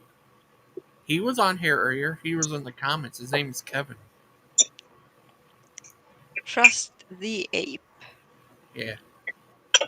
See, I've had people like Deviant say to me, they're like, oh, Aiden, you know, your philosophy on life, it's too dark. You know, it's too macabre. I don't like how you think about the human species. But then, you know, you have to be reminded of the bright side of us, you know? You got to be reminded of the nicer side of the human condition. I'm pretty sure I've heard Deviant on a couple of occasions say that I was the Bay Harbor Butcher, as a matter of fact. I believe she's made that comment on a couple of different occasions. But I've never. I would never say your outlook on life is too dark. I might have said that, but I would never say yeah, that. you did. You did say that once or twice. You did. No, there was this one. It wasn't you. I think it was like Azo or somebody like that. They were like, have you been thinking about this for a while, Aiden? Because, you know, usually when somebody comes out with something this detailed, they've been thinking about it for a while. And all I have to say in reply to that is, well, it just shows how little creativity you have. I mean, come on. You serious? You can't conjure up an entire worldview just like off the bat for a funny joke. I mean, come on. But of course. I've created an entire No, I'm not countries. accusing you of that. It wasn't you that said that. It was somebody else. Okay. I'm not letting. You are very creative. I mean, you think Egypt exists. You're very creative. Right? Oh, are you gonna he does a story about Egypt. Are you gonna do a response video to it? It depends on how absurd the claims are. Yes, Well, you said that exactly. Lion Guy is was created by Noah's The lion guy. Yes. Yes. I know all about the lion. Isn't that the Proverbs guys? Aren't they the lion guys? You know the guy he's the huge Get it? giant Get it? lion Because with- I said lion, but you could also take it to be lion, like lying. Yeah. This is pretty clever wordplay. This is like if I was in real life, I'd be like jabbing you guys in the ribs right now while I'm saying this. Come on. Yeah. The comment, the joke is better when you don't. Yeah, I didn't know that was created by Noah's grandson. No one did. I thought it was Aiden who created the That's lion news guy. to Noah himself. Yeah. And even less so his son. Are you sure it was Aiden who did it? It could have been Aiden. How do you know I'm not Noah? Noah? Fair point. No, I couldn't be Noah. That movie was dreadfully boring. But it was based on you, based on true story. Have you seen Noah, Deviant? No. I have. It's born. Yeah, it's a. Thank you, Gangster Ghost. It's horribly boring. It's a crime, honestly. And I like, couldn't finish it. if it weren't for the fact that I was messing, if it weren't for the fact that I was dogging on the movie with my friend and a couple of other random strangers that also happened to be at the theater, then that's the one time I've ever been rude during a movie. I always keep quiet and I never say anything during movies, but that movie was so bad that I was there with my friend, and I was like 14, and there was these other group of like people roughly my age that were just a few seats over, and they were talking about how crap the movie was. So we like moved over to their part of the theater so we could all talk about how crap the movie was together. While all of these like middle-aged soccer moms are like, "Hey, you keep quiet. I'm trying to watch the movie." Oh, was that movie the prequel to If it weren't so bad, I would feel bad about that. But they really didn't miss anything by us over talking it, so I don't feel overly bad. to Never Ending Story? Because I had the rock monsters. That's where it came from. The rock monsters from Neverending Story were cooler. They were way cooler. They actually made the Nephilim rock monsters. Yeah, they made like the Nephilim, like a whole bunch of rock people in Noah, and it's like, that's not in the book. That's not in the Bible. What? That was crazy. What do you think of that, Miss Outcast? I think it's Well, I tell you what I'm thinking. The movie wasn't any good because it didn't have any pickled herring in it. It didn't. Well, I haven't seen the movie, so that's the first issue. Don't. It's a waste of time. Okay, good. I got that lady. I got Russell Crowe and the lady from Harry Potter. Oh my God, Russell Crowe! Have you ever seen Robin Hood? Have you ever seen that movie with Russell Crowe? No, I don't think so. I've seen Robin Hood. Oh my God. I have seen Men in Tights, and it's actually way better than the Russell Crowe Robin Hood in every conceivable way. It's pretty good. I like Men in Tights. Anyways, I also like Robin Hood Men in Tights. No, I'm just joking. I'm just joking. No, I know. I'm just messing around. But Russell Crowe did an interview for his spot on the Robin Hood, and it was like on BBC, so it was like a major like front-facing interview, like promoting the film. And all the interviewer said was, he was like just trying to banter and make conversation. He's like, mate, I also noticed that perhaps there was a little bit of Irish in that accent when you were doing that for Robin Hood. And he got so offended. Oh, really? He legitimately, like, he stops the interview in its tracks while the interviewer's like trying to move on to other things. He's like, yeah, so anyway, about the movie. And Russell's like, no, wait a minute. I honestly cannot believe that you found any kind of Irish in that accent. The very fact that you would say that. I mean, did you have cotton in your ears the entire movie? He's just like going off on this guy. And he's like, and the interviewer is just like trying to be humorous. He's like, oh, okay, what kind of accent do you think I should have interpreted from it? And just the maximum level of saltiness. Crowe's like, oh, you should have interpreted Italian. And the interviewer laughs at it because he thinks he's just trying to make a joke or something like that. But clearly he wasn't supposed to do that because Crowe's like, you're a C word. And then he walks out of the interview. Crazy?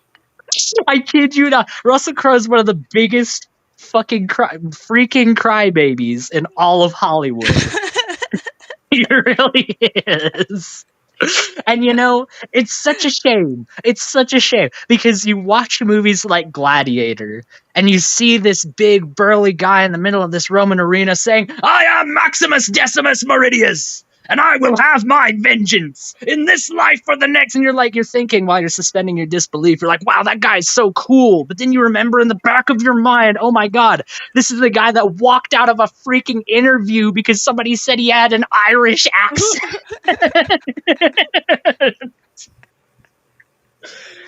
Oh, I love Russell Crowe. I hate Russell Crowe. I have very deeply ambivalent feelings towards that man. Oh, you're going to eat crow over that.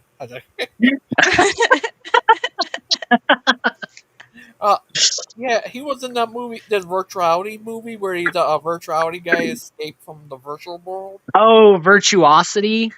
Yeah. Yeah. I saw that once, and I honestly don't remember a single thing from that entire film. It might as well not exist in my mind because I watched it and it was entirely forgettable to me. Maybe it's good, but I just don't remember it. Remind me a lot like that movie Lawnmower Man. Lawnmower Man.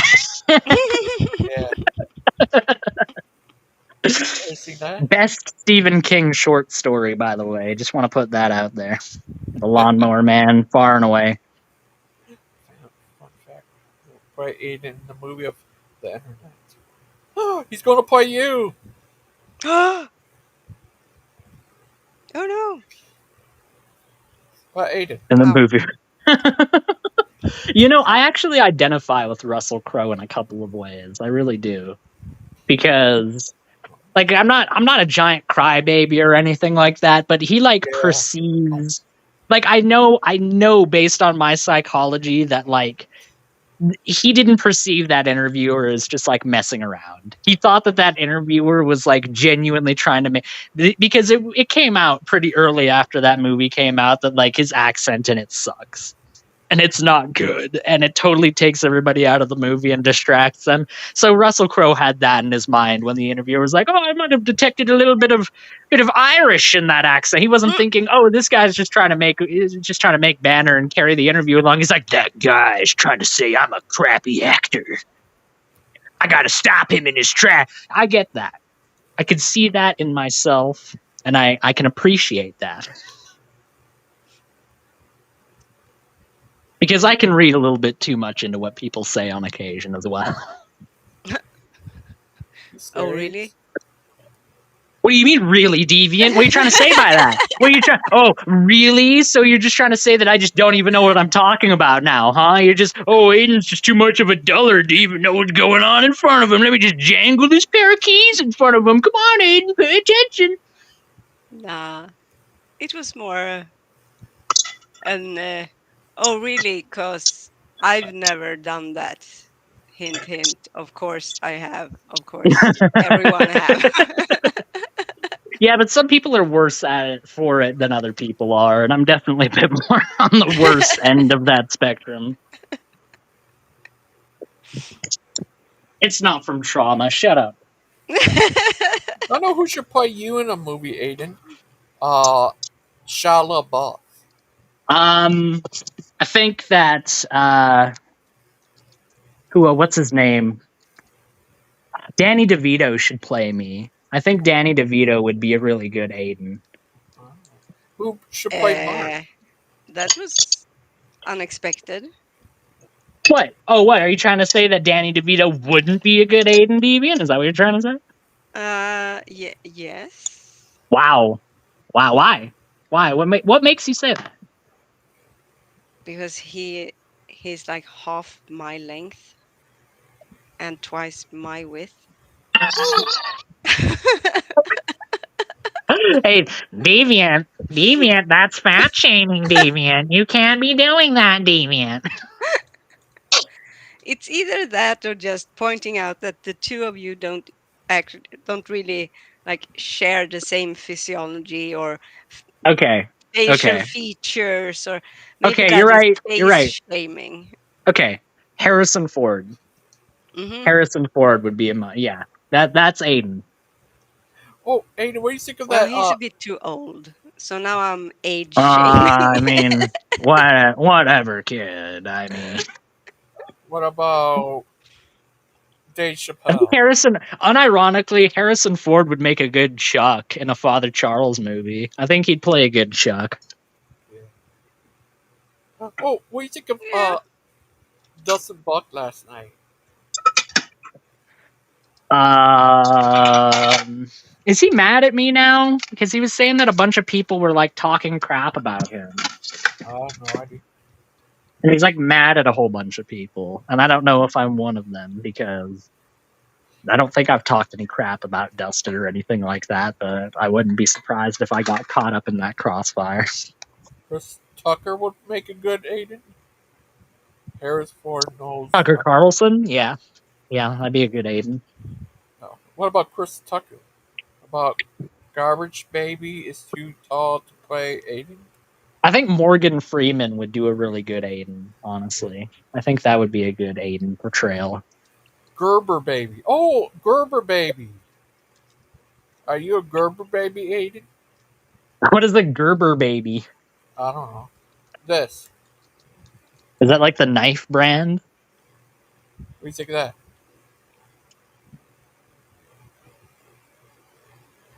The Gerber Baby is too tall to play Aiden. You know, it's probably a reference that I don't get because I'm too young and full of youth and vitality. Yeah. Me too. I am the ultimate version of the expression youth is wasted on the young. I really am. You're only 17. I'm old. I don't know about you, but I'm feeling 22. What do you think of Dustin last night? He's a crazy guy. He would get into it with Peter. Yeah, Peter kind of triggered him. I mean, Peter does that. Peter just has that effect on people. Yes. Peter is everything I want to be when I grow up. Except for the multiple women, Brianna, I promise. Yeah, you could also be married to AJ too. I'm joking. How do you know we're already not? What if you all three are married? Is it legal to marry two people? I think if all three of us were married, Brianna would. I'm not allowed to say that on YouTube. Anyway. Oh, is it legal to marry two people in Canada? Yeah, you can have a polygamous marriage. Oh. So is AJ going? That's a joke. No, I will say, and this may be very shocking and disappointing for people like Lupin, but I am a heterosexual. Oh, are you sure? Yes. Oh, yes. I do not, nor have I ever harbored any of those kind of feelings towards men. Not that that's wrong, just not for me, you know? Oh, that's good. What do you think of that, Ms. Sarcast? About yeah, what? Deviant, what do you think about my sexuality? Yeah, I feel like I have very little to add to it. Like it's mostly an Aiden thing. I always thought More like Aiden, am I right? Oh! Right. Well, Aidens. All right, I gotta go, guys. Talk to you later. We're gonna miss you. Bye. Take care. It's Aidens with Aiden. Oh. Guess who laid? What? Oh, Big Bad Mama, you came here soon as Aiden left. Yeah. Good, he's gone. He's gone. Yeah. You can breathe now. We can all Thank God. breathe. No, that was a coincidence. I was just kidding. That's a coincidence. Yeah. Yes. Yeah, we believe you.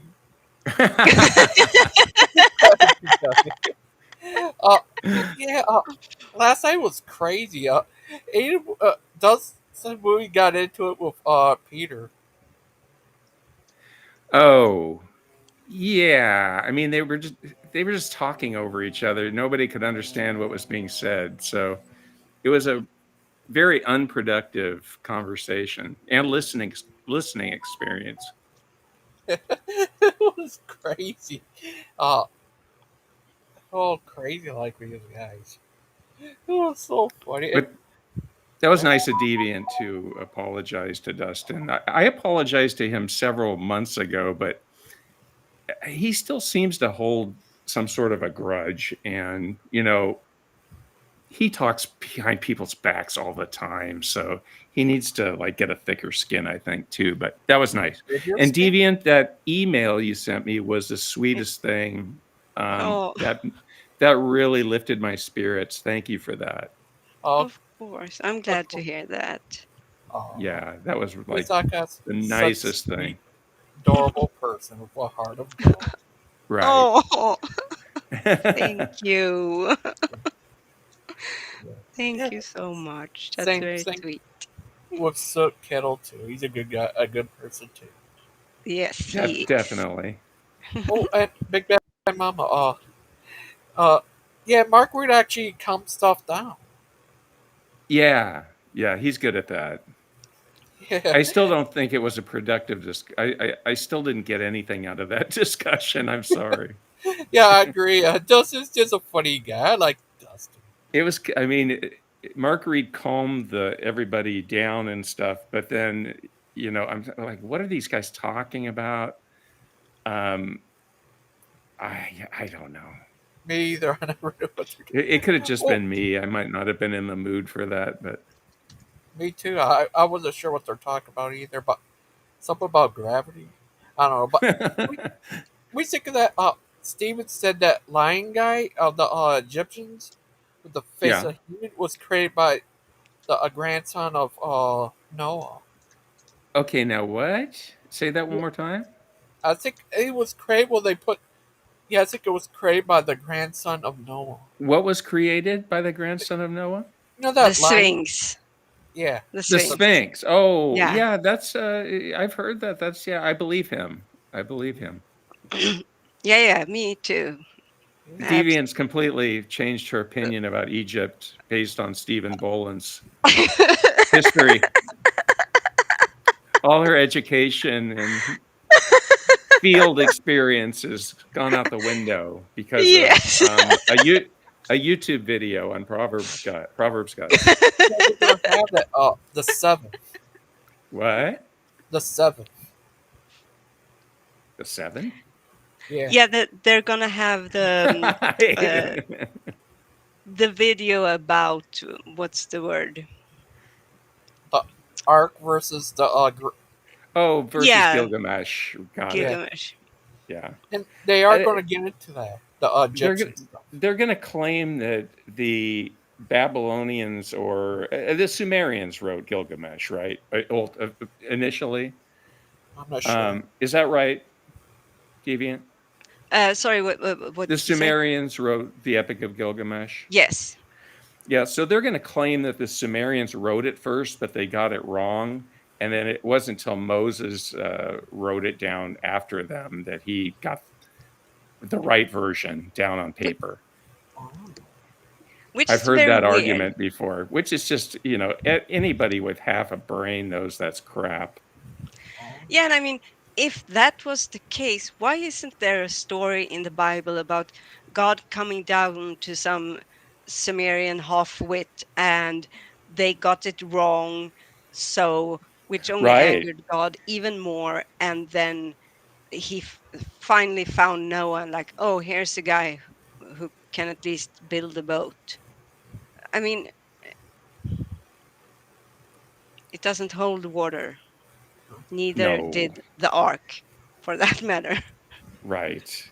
They wrote this stuff after the Babylonian captivity, right? And so yes, they learned these stories when they were in their captivity, and that's when they wrote the Old Testament after that. And so they changed the stories to make it seem like they had their own self-identity, but ultimately they took the same stories, as far as I can tell.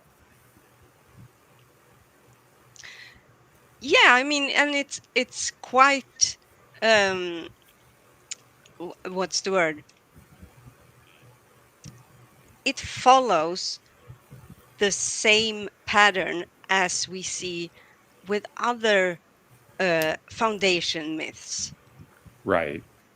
With the whole being dispersed or being under some kind of distress from foreign or somehow evil, quote unquote, leadership, and breaking free, like coming together as a Right. people, breaking free. You see it in the Arthurian tales. You see it in every single foundation myth. You even see it in the Egyptian quote unquote foundational myth, even though not so much, but they were founded under very different circumstances. But and that makes logical sense. Yeah. And it doesn't really, if you want to say like, no, but it takes away from like the biblical message. Well, it might take away the whole idea that somewhere there's a mountain with a weirdly shaped boat with lots of stains of feces everywhere and 8 people dead from carbon monoxide poisoning. But it doesn't take away, if it didn't, if it added something of value to the Jews, to the Israelites back then, it should today as well. I don't mean to the Israelites today necessarily, or to Christians today, but it still has its value for what it actually As is. a mythological meaning, Yeah. right? Yeah. I mean, I'm just amazed at how many people that call themselves Bible scholars, they don't know anything about comparative mythology and studying the mythologies of all the cultures that are adjacent to the holy, quote unquote, holy land. They're Bible scholars, but they're so insulated in just studying the Bible. And how can you be a real Bible scholar in just studying that one document? Yeah, and I mean, think about, I know it's very common in the US. It's not that way here in Sweden, but I can't speak for like other European countries because I frankly don't know. But I know that many universities in the US, and I believe even in Canada, they have to sign what's the word, like a declaration of faith, Now, where where do they do that? Christian universities, Oh, right. like, and they are legit universities, that they're not like the whatever it was Yeah, called. diploma mills. Yeah, exactly. So they are legit, but in order to teach there, you need to um, state in writing and put your Wow. name on it that you believe the Bible is true in its entirety. And of course it varies a bit between the different universities exactly how strict they are, if you need to be like a literalist or whatever, which makes it extremely hard for those who, even those who are, because let's face it, most who do study the Bible are believers. Yeah. And they have, I mean, still, in spite of all this, biblical scholars are in a consensus about things like Abraham never existed. We have known that for over 100 years. Right. There's no doubt. Moses never existed. Same thing there. None Right. of the main players in the Old Testament actually existed. They also know without a shadow of a doubt that the what's the word, the first four in the New Testament: John, Luke, Mark. The Gospels. The Gospels. Thank you. The Gospels weren't actually written by those people. Yeah, they were anonymous. And yeah, and we know that. They know that. So it baffles me that you have these institutions of learning where in order to teach, you have to lie about what your actual knowledge is. It's I don't know, it baffles me. Yeah, I mean, it seems like they have different standards, though, when they come to the New Testament and you ask them about the virgin birth and the resurrection, and are these mythological events? Oh, no, they actually happened, you know? Yeah. They don't apply the same scrutiny that they did to the Old Testament, to Exodus, for example, to these things that are obviously, to me, mythological and have meaning from a mythological perspective. The virgin birth, even the crucifixion, I mean, and the resurrection. I think those three are mythological. Yeah. And it's, I mean, it's very interesting because it's not, for me, it's not a matter of, well, I don't believe in magical resurrection, therefore it has to be mythological. That's not my issue with it. My issue with it is that there isn't, when you look at it from a historical perspective, there isn't sufficient evidence to even have it as a, well, you can have it as a hypothesis, but it's been falsified on so many levels. It just doesn't hold water. And I think the church as a whole would be better off to treat it in another way, because yeah, the Bible is still quite interesting and valuable document. It's more interesting when it's taken as mythology as opposed to a literal history, in my mind, because by taking it as mythology, you're taking it as something that you yourself can internalize, and it has a message for you as an individual, a deeper message. Well, Big Bad Mom. Yeah, go ahead. I heard guys from like Bart Ehrman. He's a Gnostic. He says most people, like almost all famous scholars of the Bible and stuff, and stuff like that, says that Jesus exists and he was crucified. Even Muslims, atheists, agnostics, all say that. I know.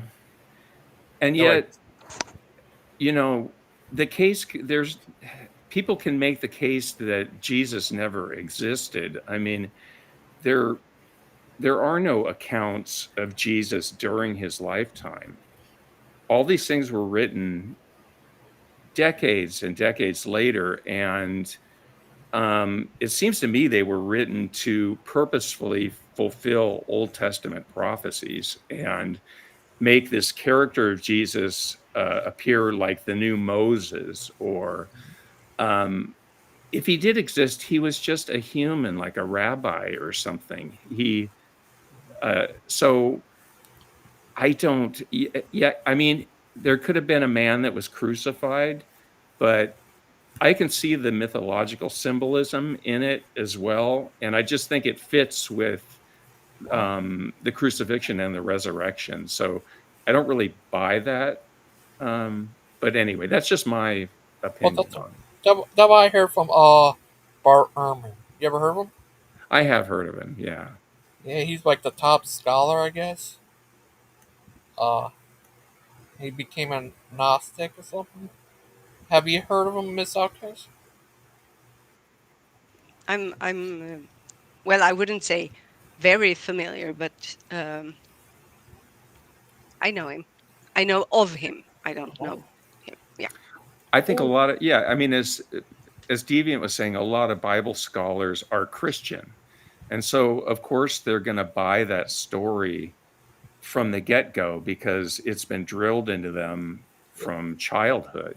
But not all of them. There's a lot of Gnostics, atheists, Muslims, Hindus. Yeah, but I don't know any atheist Bible scholar who is saying that Jesus was. Now, were you talking about the crucifixion, Yeah, like Logan? he was crucified. They're not saying he Okay. resurrected, but he was crucified. I would just ask them, where is the actual evidence that Jesus was an actual human being?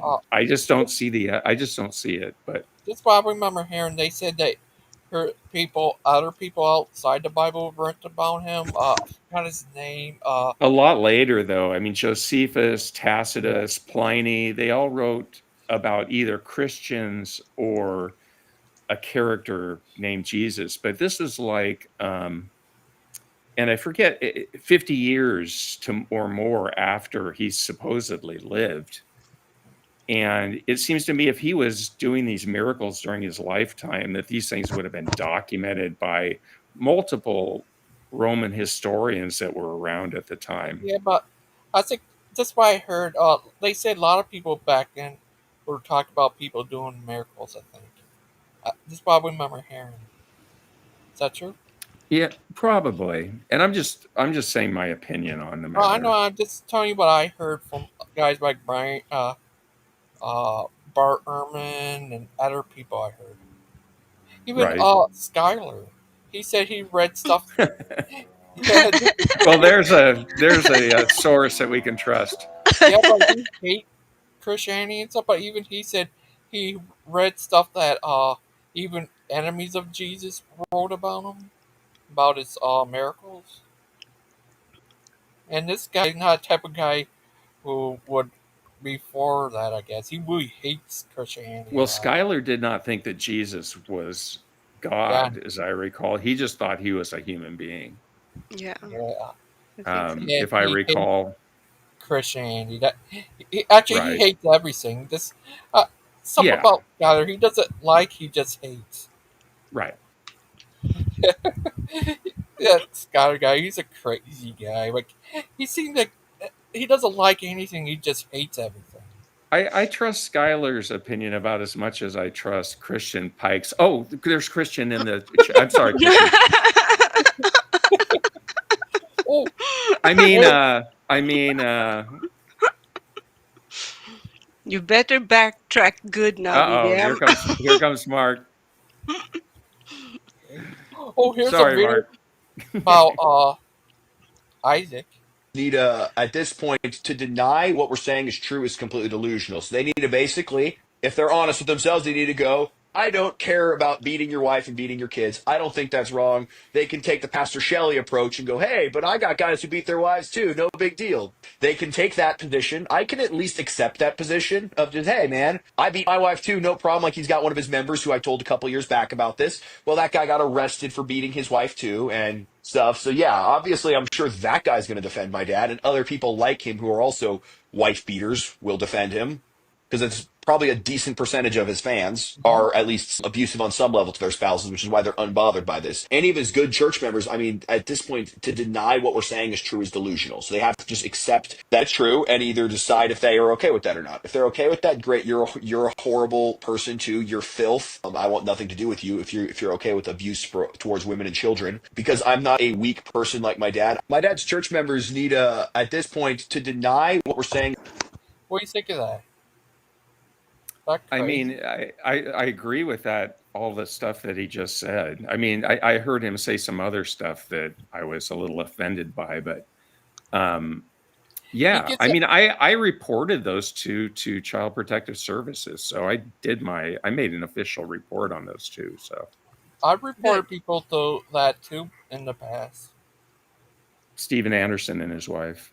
Oh, yeah, I remember reporting people to the sing jig back in the days too. Not too long ago, but yeah.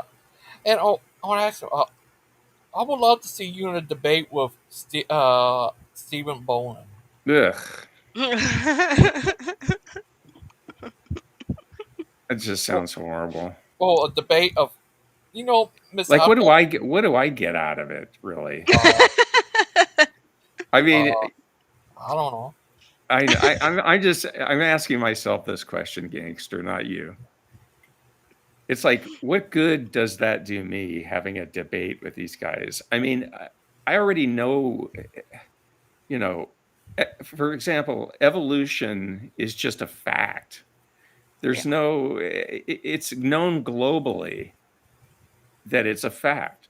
And so why am I like going backwards and like trying to convince? He's never going to be convinced. I guess it's for the audience sake, but I don't know.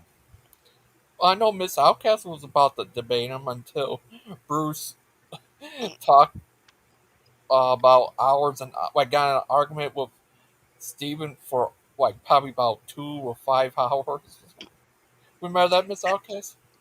Yeah, I do. I actually I actually wasn't going to debate him, and if that what he wanted to do, I would have said so, because as I've said before, I and it actually has nothing to do uh with Steven being Steven, even though it doesn't make things better. But debate is not my thing. I'm too easily my PTSD is too easily triggered, and Sorry about that. oh, it's okay. Uh, I know it's better for me to not engage in that way. I can have a discussion or a conversation, but debate, no. Yeah, I like those discussions I had with Achilles. I thought I enjoyed those. Could you have a discussion with Steven? Maybe. What did he want On to talk here. about? Moses? Oh, the Ron Wyatt. Oh Or God. Yeah. Jeez. No, I mean, Everybody knows that guy's a crackpot. exactly. And it's just, for me, when it comes to Ron Wyatt, it's the same reason that you won't see like astrophysicists from NASA doing debates with flat earthers. Right. Right. And you don't see high-level geologists with PhDs and stuff doing debates with people on the geologic column for the most No. part. They're busy doing science. Exactly. Well, I've seen Lauren Kraut's got in a debate with a young Earth creationist before. Not Brian, Bob Dinger or something. Dillinger or I forgot his name. Bob Urach. oh, okay. Yeah, he got in a debate with him. He tried to bring up that a lot of these scientists are uh, saying that evolution is not true, I guess.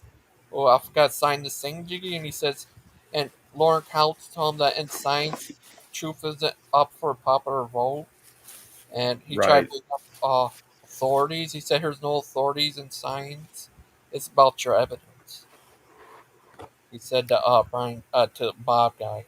But that Bob guy, it's that he not passing away because the he did like it had to do with that sickness was going around, and Oh, he the did. COVID.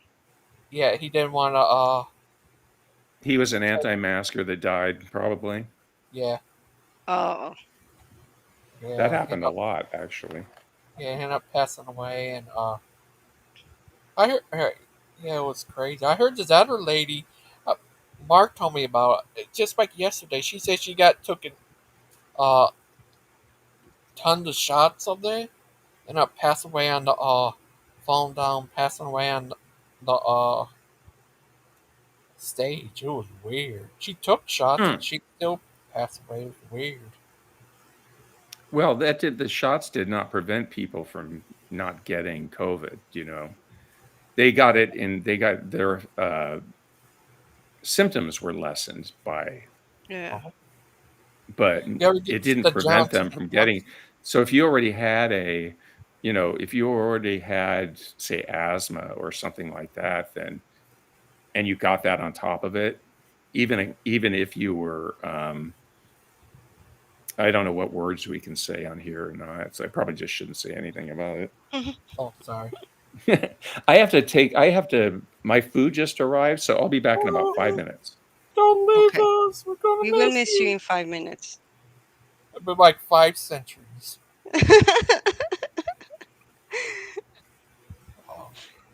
Time will go slow.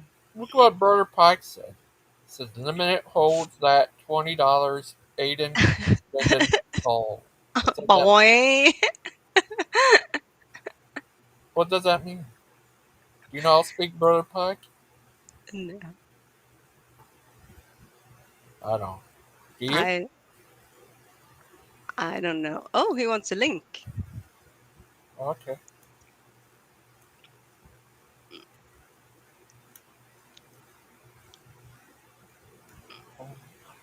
Boom. Yeah. Yeah, I think Brother Pike is grifting as always. That's what he does. He's like, "Oh, can you lend me a 20?" And you know you're never getting it back. Oh no. He's just spending it on fast food and fast cars. And Red Bull, where you get some wings. Yes, that's how he gets. So Red Bull is Pike speech for, fast cars is Pike speech for Red Bull. You never know what he actually means. I can't believe I'm saying all of these things about Pike. He's such a nice guy. Oh, he's just a lovable little guy. That he is. I got major problems with the guy. Where is he? I'd like to work him out. Look, I came here. Oh my god! Listen, I came here to borrow money and chew bubble gum, and I'm all out of bubble gum. I'll let you borrow money. Was gonna take extra.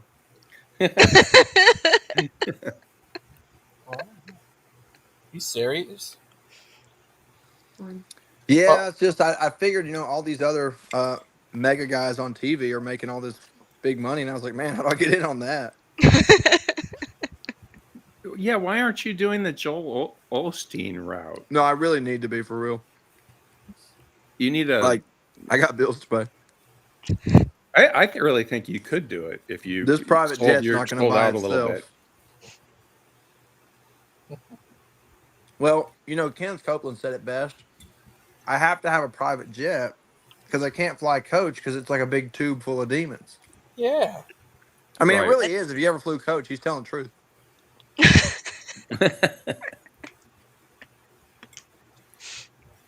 Wow. Brother Pike.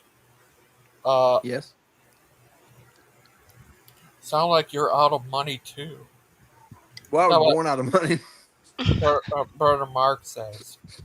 Me and Mark are both like, at the end of the week, every week, he's like, could I borrow $50? And I was like, I was going to ask you the same thing.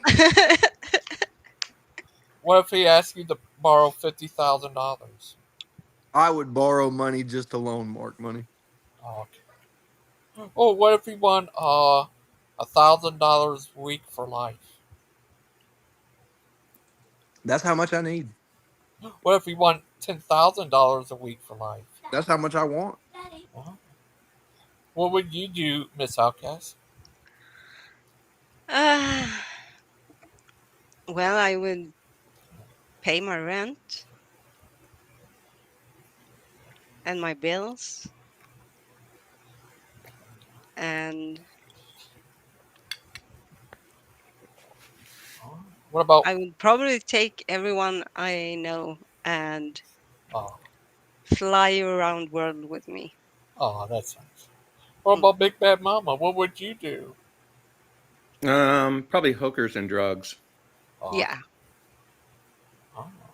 I mean, I would do that Logan too. goes, That's what I call paying my bills and paying my rent. That's okay. yeah. You'd be doing the same thing. Burger pie. You know they're gonna have the 7th. They're gonna have Noah's Ark versus the Epic Giga match, and today they're having one with Mrs. Boland, and then Tim, and then the other day about the Lions, about evolution as a religion, and the other day will be. You know what's weird about them choosing the phrase "Lion's Den" to describe their get together is the lion's den was the thing that Daniel was thrown into that he had to be protected from. You know what I mean? Like Jesus isn't the only one compared to a lion in the scriptures. Well, the lion's den specifically referring to Daniel, right? Yeah, it's just a weird thing to name your show. Oh. What about the Lion's Den? The lion's what? The lion's Dan? Dan Pazzi? Yeah. The lion's den.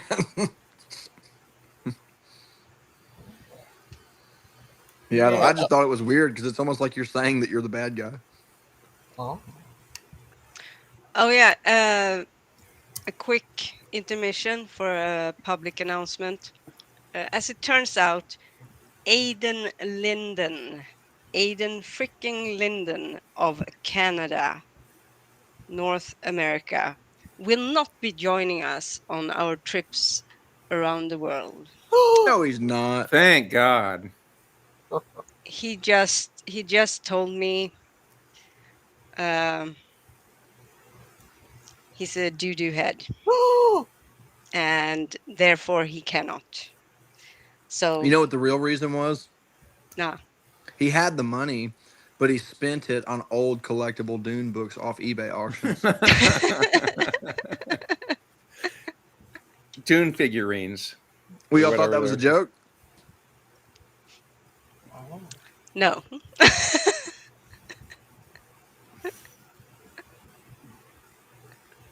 Oh, the Den of Vipers to the Den of Lions. Oh, okay, that makes sense. What about the Den of Big Bad Mamas? Now that's a place to go. What if they call it Big Sister Mama? Oh. I don't think they're going to have PGs aren't going to have a show named that. Oh. What if they gave a show to Burger Pie? Yeah, what if? Well, I think he was one of them at one. I mean, he had a show at one point. Well, they offered me a show. I never took it. Okay. Why? Think you're too good? Were you an official Proverbs guy at one time? Yes or no? No, I was never official. Okay, that's not how I remember it. Look, listen now. I wouldn't lie to you. Steven asked me on multiple occasions to take a weekly program, and at the time my schedule wouldn't even allow. It really wasn't a matter of just not wanting to do it. I didn't have the scheduling bandwidth to do it, but now, of course, I'm glad that I didn't. I'm just giving you a hard time. But I am the honorary Proverbs guy. Did you choose that, or was it kind of a bestowed that punishment honor upon myself? Oh. Mainly because back when they first started ragging on me all the time, I just thought it'd be funny, and it was.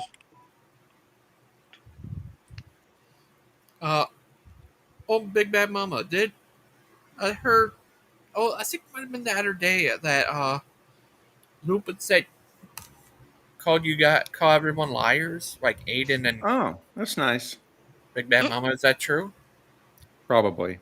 He said when you pretended to be, I don't know. He said you pretended to be Robert guy. Is that true? I did? Yeah. I've never pretended to be a Proverbs guy. That makes one of us. Not even a joke. Not even as a joke. But he brought up that guy Ajax. What he have to do with this? Oh, Ajax. Okay, Jesus. Get a sense of humor, dude. They whine so much about stuff like that. Their definition of a lie is not really congruent with the rest of the world's definition of a lie. Making up an obvious fictional character, I mean, that's their idea of a lie. I have a confession to make, BBM, but I have a requirement. Okay. You must agree to forgive me before you hear the Oh, confession. no. Listen, you Are must you going to hurt my agree feelings? to put it behind us before you hear Okay. the confession. Go ahead. Go ahead. So, a little while back, I think it was a few weeks ago or whatever, over on Lupin's show, it was brought to my attention that when AJ was going on. You pretended to be me and you went in the You already private know. chat. I already knew it was you. Yes, I thought that was. And so then I had to, because I was going to go on Lupin's show, and then I see this. I was going to say a-hole, but somebody's pretending to be me in the private chat, saying it's really me. It's really me. Let me in. Let me in. And I go, okay. I tried so hard. Obviously Christian, but Christians, as my friend, he can get away with whatever he gets away with. I knew it was wrong when I did it. I knew you would think that later, so I didn't bring it to your attention. But I knew obviously that it was you. Look, AJ it was told funny. me. It was funny. AJ told me in the comments, he's like, "You're an imposter. F off." Right. Get out of here. And AJ's going, "Get out of here, you imposter." Because meanwhile, I'm in the real chat going, "That is not me. That is not me." Well, look, just remember this. I'm sorry. Okay. He forgives. Logan, not so fast. I mean, I'm into retribution as well, and it kind of makes me, I don't know, it makes me It feel is a nice good. opportunity to get even. Yeah. Right. Hate to miss that. So we'll just pick the time and place. No, I don't. I thought it was funny. I thought it was funny at the time.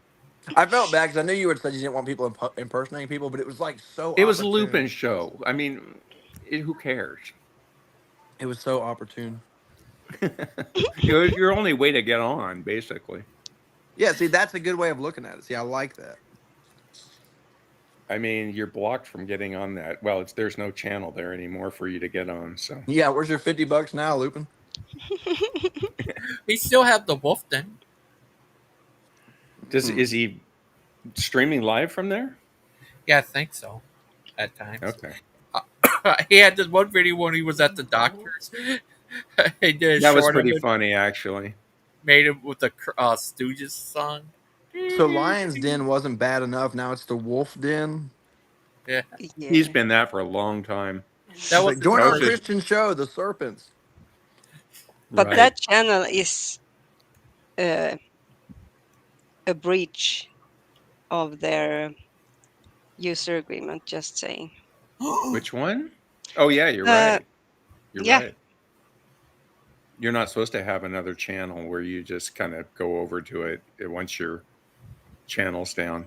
Everybody does it. But I mean, Kent Hovind made like 3 channels. Yeah. But I'm just throwing it into the ether. I don't care if he has a channel or. Yeah, I mean, I don't know what he did. I don't know what he did wrong. So, how much time you got? An hour.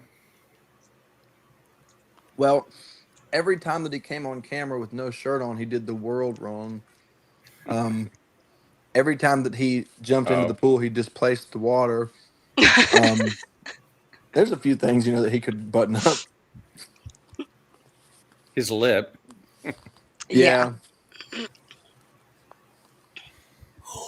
He could leave some beer for the rest of the hobos.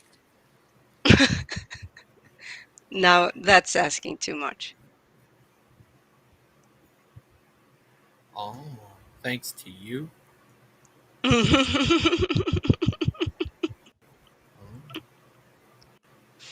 What about it? What about that? I knew you were going to say that. What aboutism? What about that? And what about this? What about something else? I don't know. What do you think, Brother Pike? What's the question? What about it? What about that? What about whataboutisms? That is a very interesting question. I think that whataboutisms, while true, are utterly useless in conversation. Oh, what do you think of that, Miss Outcast? I tend to agree. Well, you think of that, Big Bad Mama? I think that everybody does them from time to time, Even Yes. Brother whether Pie? they realize it or not. But Yes, yeah, it's absolutely. a logical fallacy, right? Or something akin to that. Because of Brother Pie? It is because of Brother Pike. Oh, okay. But Brother Pie, uh, you said the next show would be about the devil? Yes. Nice. Oh. I invited Dustin on as an honored guest. I saw that. He didn't know More of a quite how to panel take expert, that. if you will. You know, I was trying so hard to be nice, and there was some subtlety there that I knew would fly over everyone's head. Not everyone, but you know. I didn't think it was very subtle. Yeah, it didn't. Well, Well, when your head is in the sand, everything flies over it. are you one of these Lucifer is Satan people that Mark has warned us about? About half. I'm like 62%. Okay, because we're gonna have to have Mark on there as a panelist. I don't think I'm going to do any scriptures about that. I think I'm just going to focus on the scriptures that directly address him. Oh, okay. You're gonna conveniently stay away from that. Very conveniently. Are you going to talk about whataboutism? I mean, honestly, if you're talking about the devil, you sort of have to. Well, I bet. What would You know- Aaron Ross say about that? Probably During- that the devil is a fictitious character or something like that. Oh, Phantom asked a question. Oh. The answer, Phantom, is the first part of your question, the character of the devil. But I do think it's a very blurred line in between that and the second part of the question. During the 70s, there was a series of movies about the devil in which the devil came out on top. It was a interesting movie. The Omen. There was one called The Devil's Reign. There was The Brotherhood of Satan. Rosemary's Baby, of course, that was late 60s, but it was an interesting genre of film because there was no happy ending like you used to have in Hays Code Hollywood. What about The Exorcism? The Exorcist, I think they exorcise the girl? Yeah, but the priest died. Oh, yeah, but did the devil go on, inhabit somebody at the end, or? No, part 2 he did. But I heard in real life what really happened from Father Charles. He said that he read the book about the priest. What happened is, real life, it was a boy who was possessed, and nothing really big happened.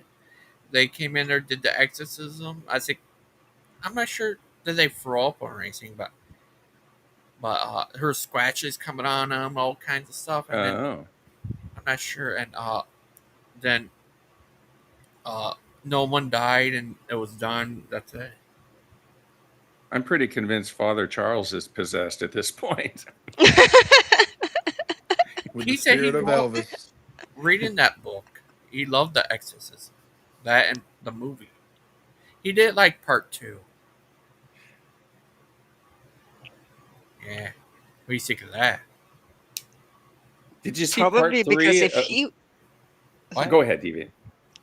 No, I was just going to say probably because if he is possessed and in the second movie they're still possessed and he was like, oh gosh, I thought I was going to retire. Part 3 was a lot better. Did you see part 3 of The Omen, Logan? Omen? No, but I seen part 3. The Omen part 3? No, but I've seen Exodus Part 3. That was about a serial killer.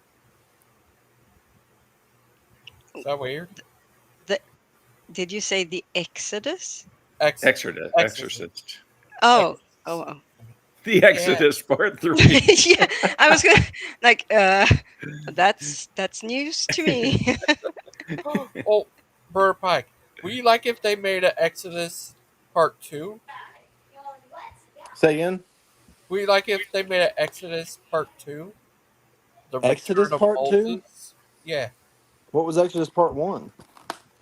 When Moses they left. leaving Egypt. Yeah. Oh, are you saying like to the story or is it like a movie? No, I mean if they made a story called Exodus Well, Part Exodus Part 2 was after they crossed the Jordan River. Then Exodus 3 when they went into somewhere else, and the Exodus 4 they went somewhere else. They went back to Egypt and did because they didn't like it up north. Exodus 3, Egypt Strikes Back. Yeah.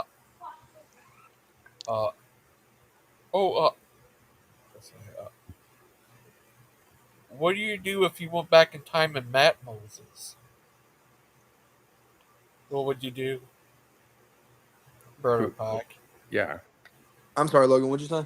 If you went back in time and met Moses. I mean, I wouldn't speak his language, so I wouldn't know how he talked. What did he speak? What would he speak?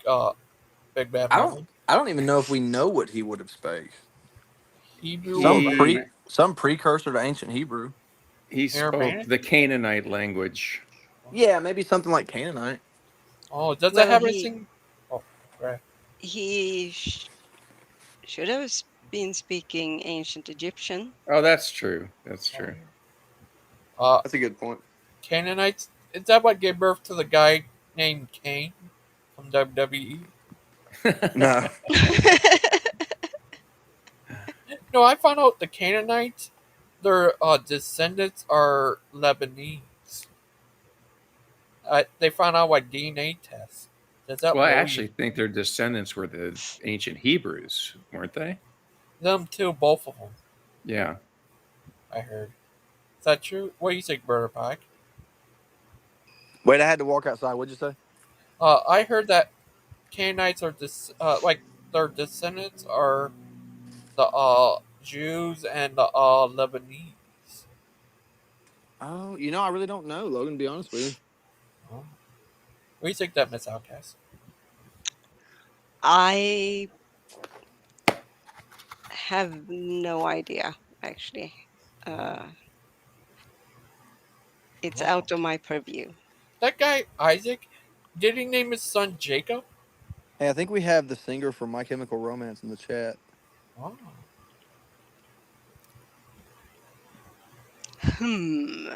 Nola Void. Oh. Good name. Yeah, that guy, Isaac Anderson, he should name his son Jacob. Null and Void, or is it Now Voyant? Null avoir. Now Hawan. He looks like Stephen Bolin in that shot there in the Yeah, it avatar. kind of looks like him. What he added to the chat kind of sounds like him. Brother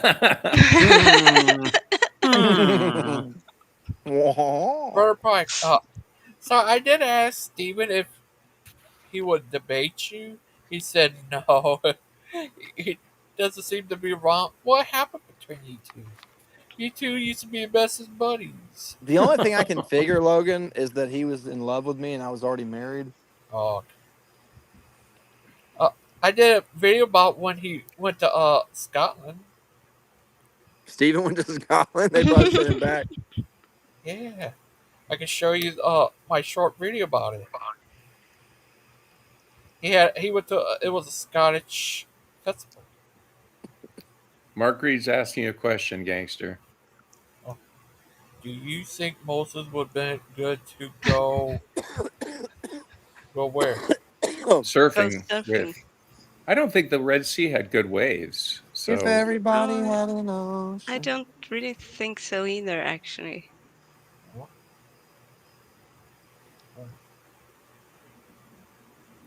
I see something. It's too much of a gulf. Right. It is a bit of a It's gulf. landlocked. Yeah. That's like what came between me and Steven was such a gulf. Such a valley of dry bones to separate us.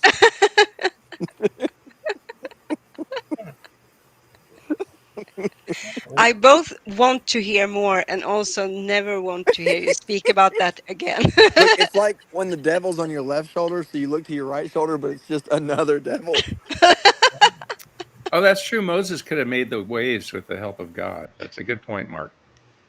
Watch this. Oh, is it stupid? Oh.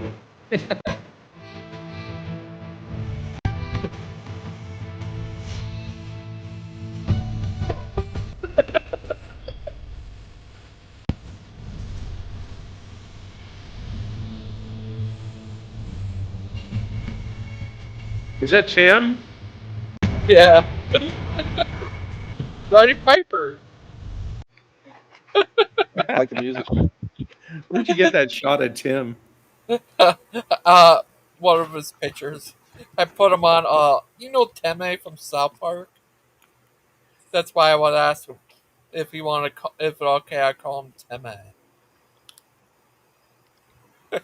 Noel Avoid was asked to talk about the Bible, but I don't know what even to chat about. Who were you asked by? See, I'm asking the real questions around here. Who sent you? I think the Illuminati did it. Maybe Mark Reed sent him. Mark, did you send this guy? Tell the truth. There it is. I think Mark Reed is secretly a Proverbs guy. Oh, Mark, That's gonna a get low you in blow. trouble. I've been watching you for a while. That's now, going to get Mark, you in and trouble. I'm developing a file on you. Well, I always thought he reminded me of Professor X. So I had to pay the rent today. That sucks. Yeah. Ooh, yeah. So did I. Ouch. Oh. It's like, how many cappuccinos did I just lose? I bet you I paid more than you did. We only paid $1,200 for the other little crummy house. See? See? That's what the sender would say, Mark. Yeah, that's exactly what the sender would say. Well, you know, yesterday was Achilles' Mark, birthday. some people would say it's not a secret, depending on who you ask. Yeah, he's been called an atheist, Mark, by several people. Yeah, you know, Burpike, yesterday was Achilles' birthday. He's just all grown up now. Achilles' birthday. Happy birthday, It's Achilles. Achilles' birthday. Happy Achilles, birthday. Paul the Apostle said that he's afraid of you because you recognize days and years and times and seasons. And he feels like he's bestowed labor upon you in vain. Oh, Mmm. them's Well, fighting words. Maybe. What? Words of Elonia. theological examination. I don't know about stuff. Oh, Elonia. Elonia. You know that person? I don't know. He or she comes in the chat all the time on either this channel or Missing Mod's channel. Gangster, you recognize that name, right? Who? Ealoina. They spelled it wrong. This person spelled it wrong. Their mods chat. Yeah. You're looking like Panic at the Disco, Nolan Void. I've never. I've seen him on here before. Uh-oh. Mark, maybe you better get on here and you're kind of a keyboard warrior there. Mark, you're looking like a bit of a Hindu. You're leveling some charges against Christian here.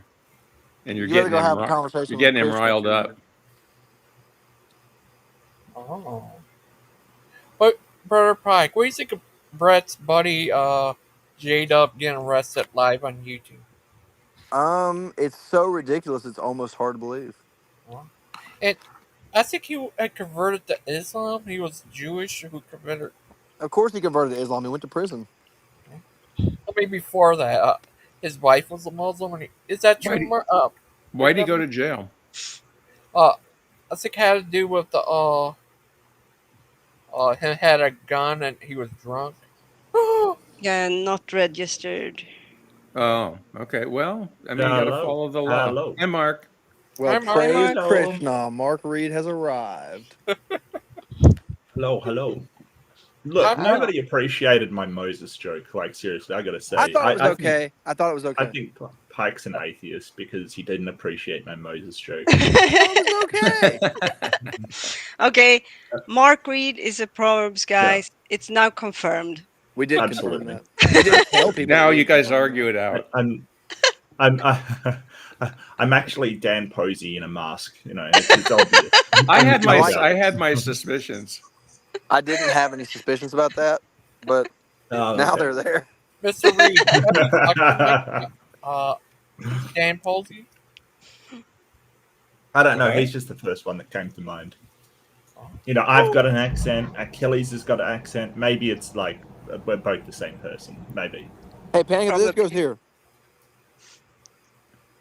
No. Why Oh, are you hey. being so mean? Like, seriously. Hey, Nell, how are you doing? I'm doing well. Not good. How are you today? Tired, but good. You said that Alonia was a viewer of yours. Do you run a channel or something? Are you a content Yeah, creator? I used to go Okay. by this one guy, Tog, but I changed my name. Oh, okay. I don't think I can link to your channel. Is it just null or void or? Let me get you the link. Oh yeah, sure. Give me a second.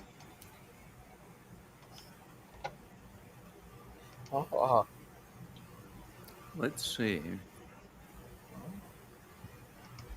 What you been doing? Nothing. I've just been sleeping all day. I work a lot, so I just came. I saw you guys were online. I've been kind of watching for a while. I've just been debating whether or not to join. I think Ilonia, whatever his name is, he actually wanted me to talk to Deviant Outcast about. I think it was something pertaining to the sons of God and the gods of the, I think, Egyptian and all the other pantheons. He said there would probably be a good discussion or something akin to that. I don't know exactly what he wanted to be engaged by. I figured I'd at least entertain his idea. Yeah, I'm a bit confused because I'm not really sure who this Elonia. That person has been around for a while. Okay. So I do know that. I do know that person. And I think they're an atheist, if I'm not mistaken. I'm not positive. Oh, I have But no are idea you- either. Yeah. And Aren't so, you an Egyptologist? yeah, Davian? yeah. Yeah. But Oh, I don't- I'm also confused about maybe it was I wasn't prepared to be the one put on the spot, so Yeah, my brain I'll was take it only from here, half Vivian. listening. Too late. Too Put her late. on the spot. Yeah, no, do it. Like, seriously. You must be prepared for an answer. It happens to me all the time. It's about somebody else's bloody turn, quite frankly. So This Egypt never existed, did it? No, I didn't really understand what the question or the topic, something about the sons of God. I can't remember. It was like 2 weeks ago when he asked me to join, and I've been putting it off because I have social anxiety. So I'm like, fuck it. I'm gonna try to. I know how that feels, my friend. It's good I know to how see that you. feels. That's totally good. Yeah. Yeah, You're welcome here. You're not the only one with social anxiety here. Mm-hmm. We all have it. That's why we're here. Oh, that's good. That's wonderful. Yeah. But yeah, I'm not looking. I'm just looking to enter the chat for like familiarity before I like assault people with biblical questions and shit like that. So no worries. Oh. No, we sound like No, because I don't know about. I mean, yes, there was a sun god. There were multiple sun gods, but the whole thing about it feels like there is something there that there should be some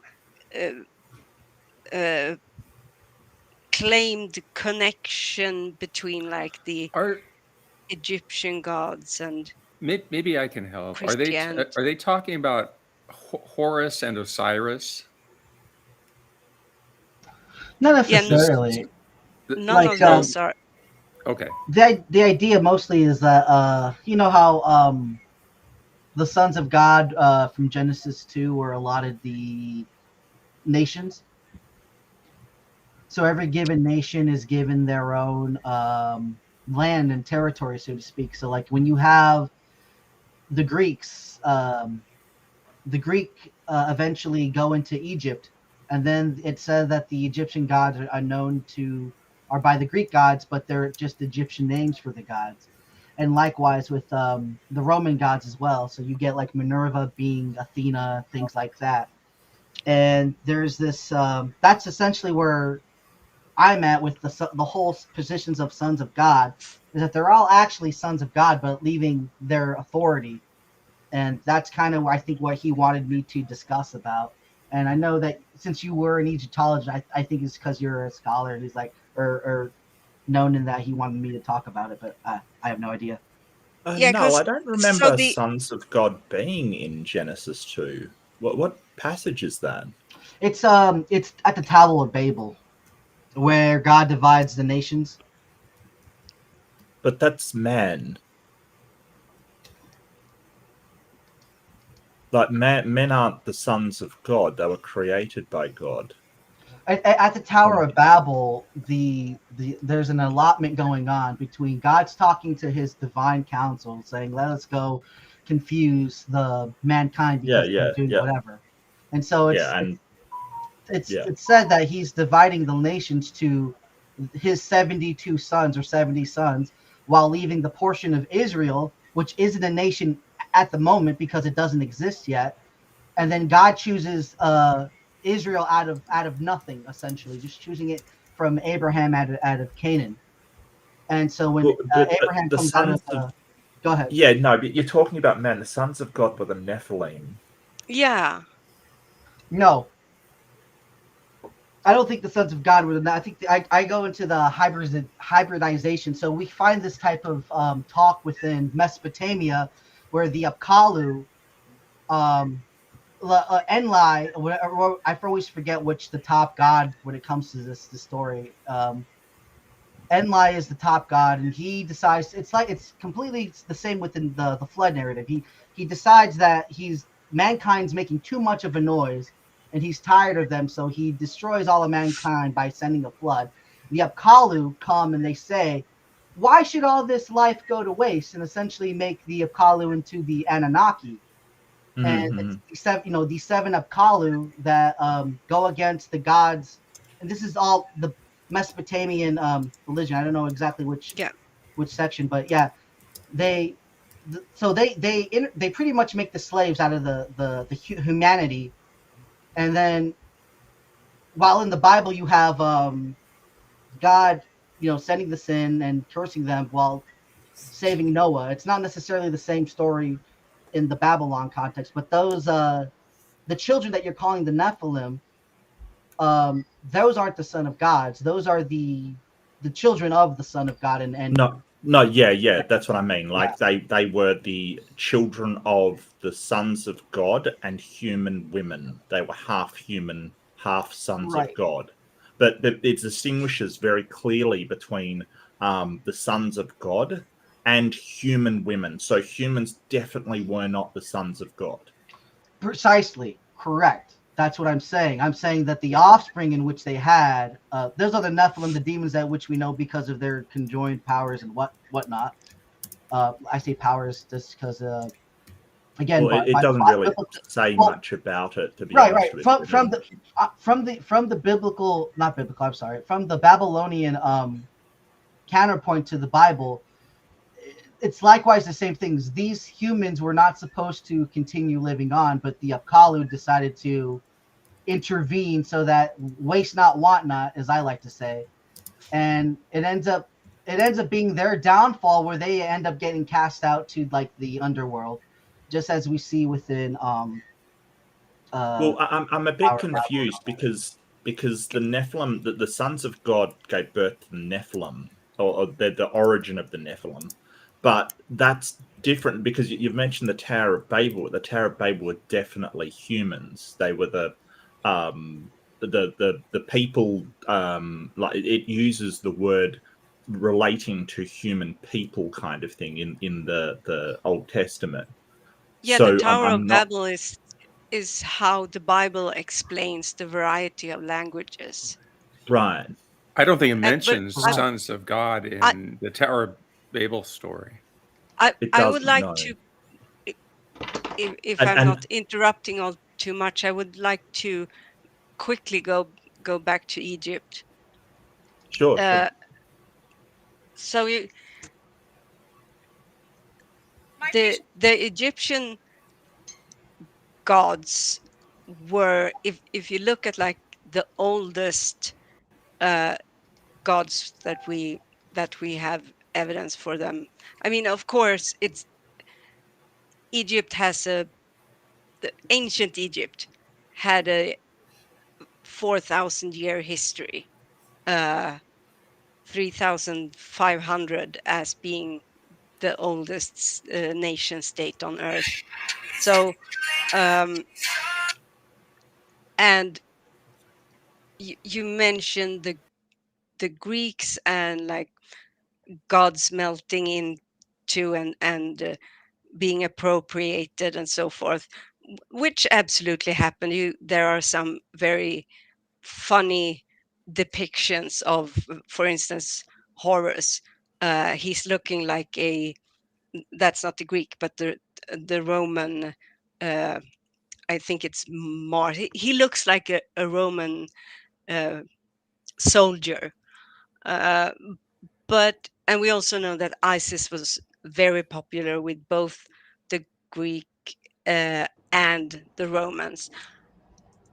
But when it comes to like sun gods in ancient Egypt, that would be Ra is like one of the main sun gods.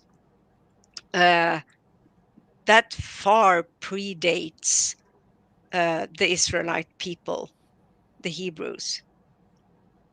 So I'm not really sure what was really asked, but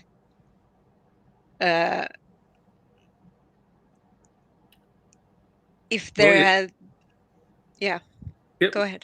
Is he asking about the connection more between the Sumerians myth or the Babylonian myths about, the Tower of Babel and the ziggurat and the Mesopotamian gods versus what the Hebrew Old Testament says about the deluge story? Essentially, yeah. Okay. Like that. So That's it's not really Egypt per se, but you're talking about Enlil and his sons. Yeah, that's just the beginning of the argument. Like honestly, like this part of the Tower of Babel is the beginning to the other, in my experience, to the other gods of all the other nations. So any other god that we would profess from any other nations, this is their beginning origin. Like but weren't the Hindu gods? Didn't the Hindu gods predate these stories? No, maybe not. Well, I mean, it's hard to tell. Like, Yeah. the Bhagavad Gita definitely predates any other religious text, but whether the gods predated them, no. I mean, the Sumerians were the first it doesn't culture state, I would say. So the oldest religious texts we have to this day, I should say, because you never know what's going to be discovered in future dig seasons. But to this day, it is still the texts on the pyramid walls of the Pyramid of Unas in Egypt. Older than the cuneiform? Yes. Really? I'm talking about the oldest religious text. And also, so the cuneiform and hieroglyphs emerged basically simultaneously. We can't actually tell which was first. I like to say it's hieroglyphs, but that's not me. That's not me being academically honest. It's me being very academically biased. Yeah, I'm seeing ancient Sumer, 2600 BC, the Kesh Temple hymn, oldest known religious text on the clay tablets. Are the Egyptian hieroglyphs older than that? Yeah. So what year are we talking? I mean, so it depends on, as I said, which came Yeah. first. You If can't I- really tell which of these two languages actually was first. It also depends on what what what do you constitute is. So we have markings of the names of pharaohs, for instance. We have markings that are made to be put on seals to seal like food containers from like right around 3000 in Egypt. But I know that in cuneiform, I believe there is something that around the same time, maybe 100 years, give or take, in one direction or the other. What I like to do is to see where do we start to use writing to write down narratives, not just because writing was invented from the need not to tell stories or to write histories about what had been going on or anything like that. It came from the need to document so that you could bring out in taxes. Accounting. That's Like accounting, right? accounting. Yeah, exactly. And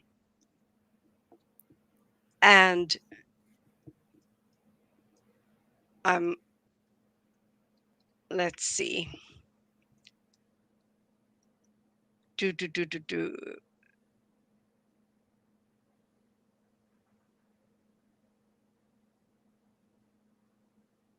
Yeah, mid 24th century. When did you say those temple texts were from?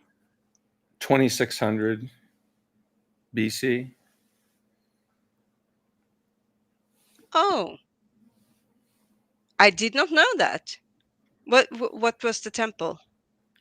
Kesh, Kesh, temple hymn of ancient Sumer.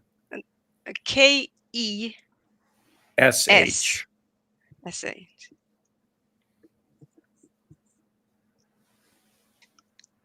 I would guess that it's pretty new. I mean, a new discovery. I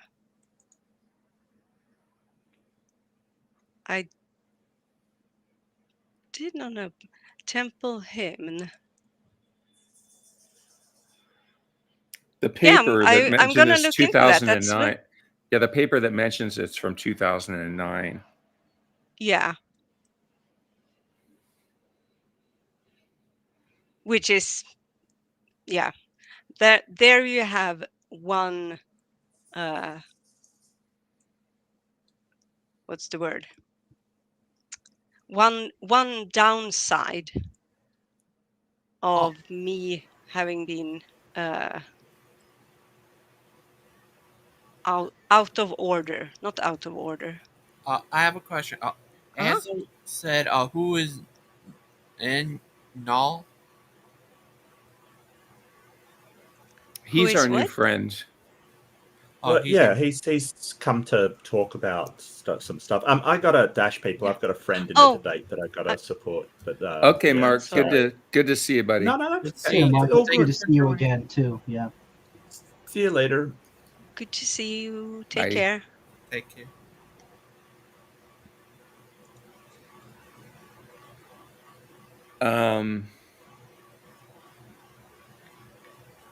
God, that's pretty old. I'm gonna have to look into that too. Yeah. I mean, I didn't know about that. I just looked it up. It was made sure it wasn't a sock account. If I could, real quick. So, Deviant Outcast, what do you think of the claim about the Egyptian gods being the Greek gods and the whole history when Greek comes into Egypt? No. That's false. That is absolutely false. So the Greek culture, while it did go into and assimilate a lot of the cultures that it invaded and put under itself under the rule of Alexander the Great. We're talking the 300s. The actual like Greek culture goes back to prior to the what's it called, the Bronze Age collapse, which is around 1150, give or take, a BCE. But it doesn't really take hold and becomes a power of influence until with the start around, say, 500 BCE. But they already had their own pantheon. So, my thing about it is that's our human history to it. What is us stopping to think that these gods are what they're saying to be the same god of the Egyptian pantheon, just going by a different name? So to me, this is like the same thing where you have the god of the Bible called El Elyon, and all these other names attributed to this god. He never actually has just the one singular name. There are multiple names. So what is it? What I'm saying is, can this be exchanged with the other gods and the other nations? Although it seems a little bit muddy when the nations get divided, and so are the same. Like when I'm going back to Babel, obviously, and they're divided like that. What I'm saying is, do the same gods get the same territories? No. Do you believe the story literally of the Tower of Babel? No. To some degree, yeah. Okay, so you're a Christian, right? Right. Yes. Okay. I just want to get that clear because it makes a difference. Yeah, of course. In talking to you. Yeah. No. So, are there gods and goddesses which share what's the word? Characteristics. Yeah, sure, to some degree. You're gonna see things like gods that have control over the weather or have some sort of influence. The ocean, or exactly, the ocean, the Nile. Gods that are, for instance, in Egypt, you have gods, or a god being Seth, who is linked to the desert, but it's not like he is the god of sand or the god of the desert. He's the god of chaos. So you're gonna have chaos gods in all of these religions. Oh, can I say something? Yeah. That's what Bubblegum's god. That's his god. Chaos. Chaos control. That makes me a bit worried, because what Seth famously did was murder his brother and put him in a casket, or rather he put him in a casket which killed him, and then he came back and then he killed him again, and then he was chopped into Was that bits and Horus? pieces. No, that was Osiris. Osiris, okay. Yeah. Horus is the kid that Isis had with Osiris after having Got it. brought him back to life. Osiris is often used as a Jesus precursor, Yes. perhaps. Yeah, he's a dying and rising kind Right. of deity, and we see that too. But so there are there really is nothing to the idea that these gods that you could in any way like carbon copy and put one pantheon on top of another and draw lines. It's much muddier than that. And also, as I said, the Egyptian gods predate even the Hebrews, the people that then Right. became the Hebrews. And the reason why you see you mentioned multiple names for God mentioned in the Bible, that is in connection with the fact that originally the Hebrew religion, as all other religions at the time, or all other pantheons, was a pantheistic, no, not pantheistic. What's the word? Multiple gods. Model. Polytheistic? Polytheistic, yes. Sorry, my brain, sometimes it works, sometimes it doesn't.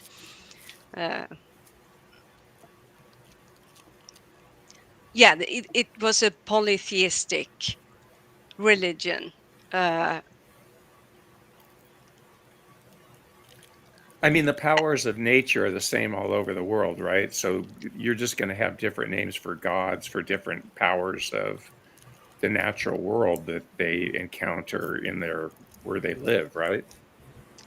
Yeah, but even that, of course, is a simplification, because these gods become so much more complex, and some pantheons are much more closely linked directly to nature,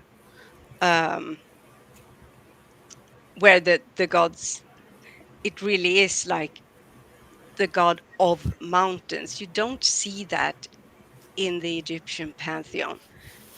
Like, yeah, you have a sun god, but take Bastet.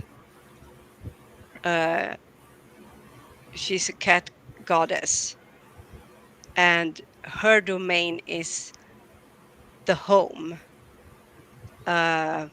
caring for children, pleasure. So the Egyptian gods, as we know, are often associated with an animal. So you know better than that. He's a crazy guy. Don't you have two types where the god starts out as an actual person and then gains deity like powers later on, and a history is ascribed to that individual? Yeah. And then you also have the opposite, where you start with a figure that is a spiritual figure only, and that it's given a history. I think it's called like euhemerization, where it starts out as something that's not a real figure on the earth, but a power, a spiritual power, and then it's given a history or given a story on earth. Yeah. I think both of those exist. Oh yeah, definitely. You also see things like concepts being personified and deified. Like the concept of war being personified and deified in the Egyptian goddess Sekhmet, which is the lion goddess. She's also the goddess of destruction and pest. I like her. She's badass. Oh, okay. She's like the Ares of, well, and also has other powers, it seems like. Ares Yeah. was the god of war, right, for the Greeks. Yes. Miss Outcast, what if it turns out you are her? Ares was as much as the goddess war as Athena was. It all depends on the type of cult, because it gets weird with that. Right. And then that's what I find, because Athena is necessarily the goddess of war because of the strategy, but Ares comes out. It's not necessarily war. It has something to do with like barbarism, and the word barbarism, like it's warfare, but completely like unhinged, so to speak. That's the whole thing about with Ares, is that it's more bloodthirsty. It's Like not the necessarily like berserkers. berserkers. Yes, yeah, kind of like that. From my understanding of it, at least, Athena is more of the strategic warfare as we come to know. Athena would be what we'd want in that type, but Ares is more cultish, from my understanding of the gods. But I might be inaccurate on that. No, that sounds right to me. Yeah, I think so too. Deviant's But a so little if you bit of a if you look berserker. also at oh sorry. I said you So were a berserker. You know me too well.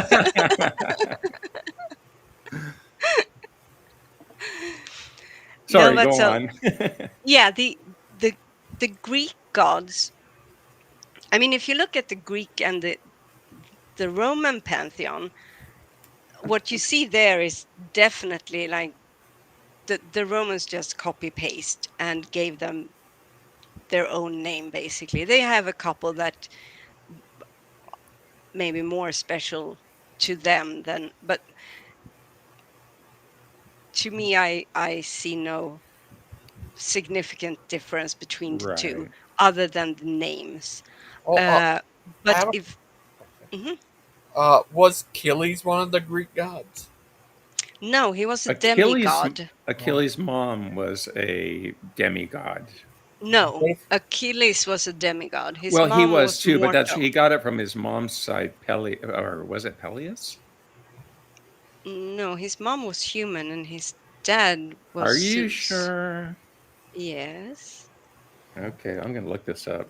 I thought I saw. You're making me unsure now. What if But Achilles still survived and lives today, and he's on the PG show? Achilles was the son of the Nereid Thetis and Peleus, king of Phthia. So his mom was a Nereid, which is a sea nymph. He was not Zeus's. Sorry. No, that's good. As So- you notice, this is definitely not my. I was just gonna say, from my perspective, like these stories of the epics that we get from the Greek pantheon are taking place in the time of the flood, because it fits perfectly with the whole gods going into the sons of man. Like, this is before mankind is as we know it. There's even a time, like in the Greek pantheon, before like there's even woman on the earth, but you still have man, and then eventually woman gets made for man. It's insane. Yeah, but ancient Greece was far after what's been attributed. I mean, if you do believe in the flood, which I'm an atheist and I don't believe there was a global flood, but it happened. Also yeah, likewise. I'm not a and I'm a global geologist, but I'm it more of a supposedly local happened flood. 2,500 years ago. No, right? The I flood. don't know. I don't give necessary dates. I don't know how old the Earth is. I mean, the Greek civilization came quite a bit after that. Yes. Yes. But so, yeah, what I was going to say, if you look at the Greek gods, just to make one distinction between their character and the character of the Egyptian gods. The Greek gods were very much, they were very human in their nature, meaning they bickered a lot. They schemed against each other. They were jealous and hot-headed and horny and keen to drink and very much fighting amongst themselves. And they used humanity as kind of their playthings, intervening to see kind of what's gonna happen. While the Egyptian gods, yes, there were internal fights at one point, mainly between Osiris and his brother Seth, and later on between Seth and Osiris's son Horus. But the Egyptian gods were not interested in mankind per se, and it, you didn't see like personal gods in Egypt. The gods did their thing, living in a sort of parallel universe almost. So they didn't come down and mate with humans? No, not at all. Interesting. Which we see quite a lot. And like the Greek gods, they meddle in wars. The Egyptian gods never do anything like that. And originally, for instance, the whole being embalmed and so forth, gods and the realm of divinity was not for ordinary man. It was for the king, because the king was kind of semi-divine prior to death. Right. So they had a cheat book to get out of the walk. yes, absolutely. Right? Get me that Yes. scarab over the heart, please, and all the other things. Yes, very much so. And it later on it spread, and we see how even regular people started to get this idea that maybe they too, if they were mummified, and maybe they too could reach the afterlife, and you see development of the traditions, even though Egypt being the most traditional nation I think ever to have existed. They're very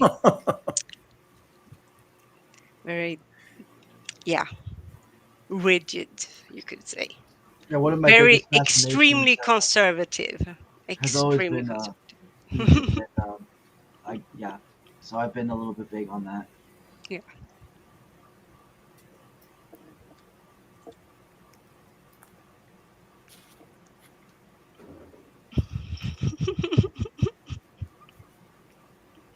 Oh, hey, Christian. EBM has the body of a Greek god. Thank you, Type Asho. goddess. Oh, I didn't see that one. I didn't see that message. I only saw the first message. Yeah. I wish I had stopped before I read the second one.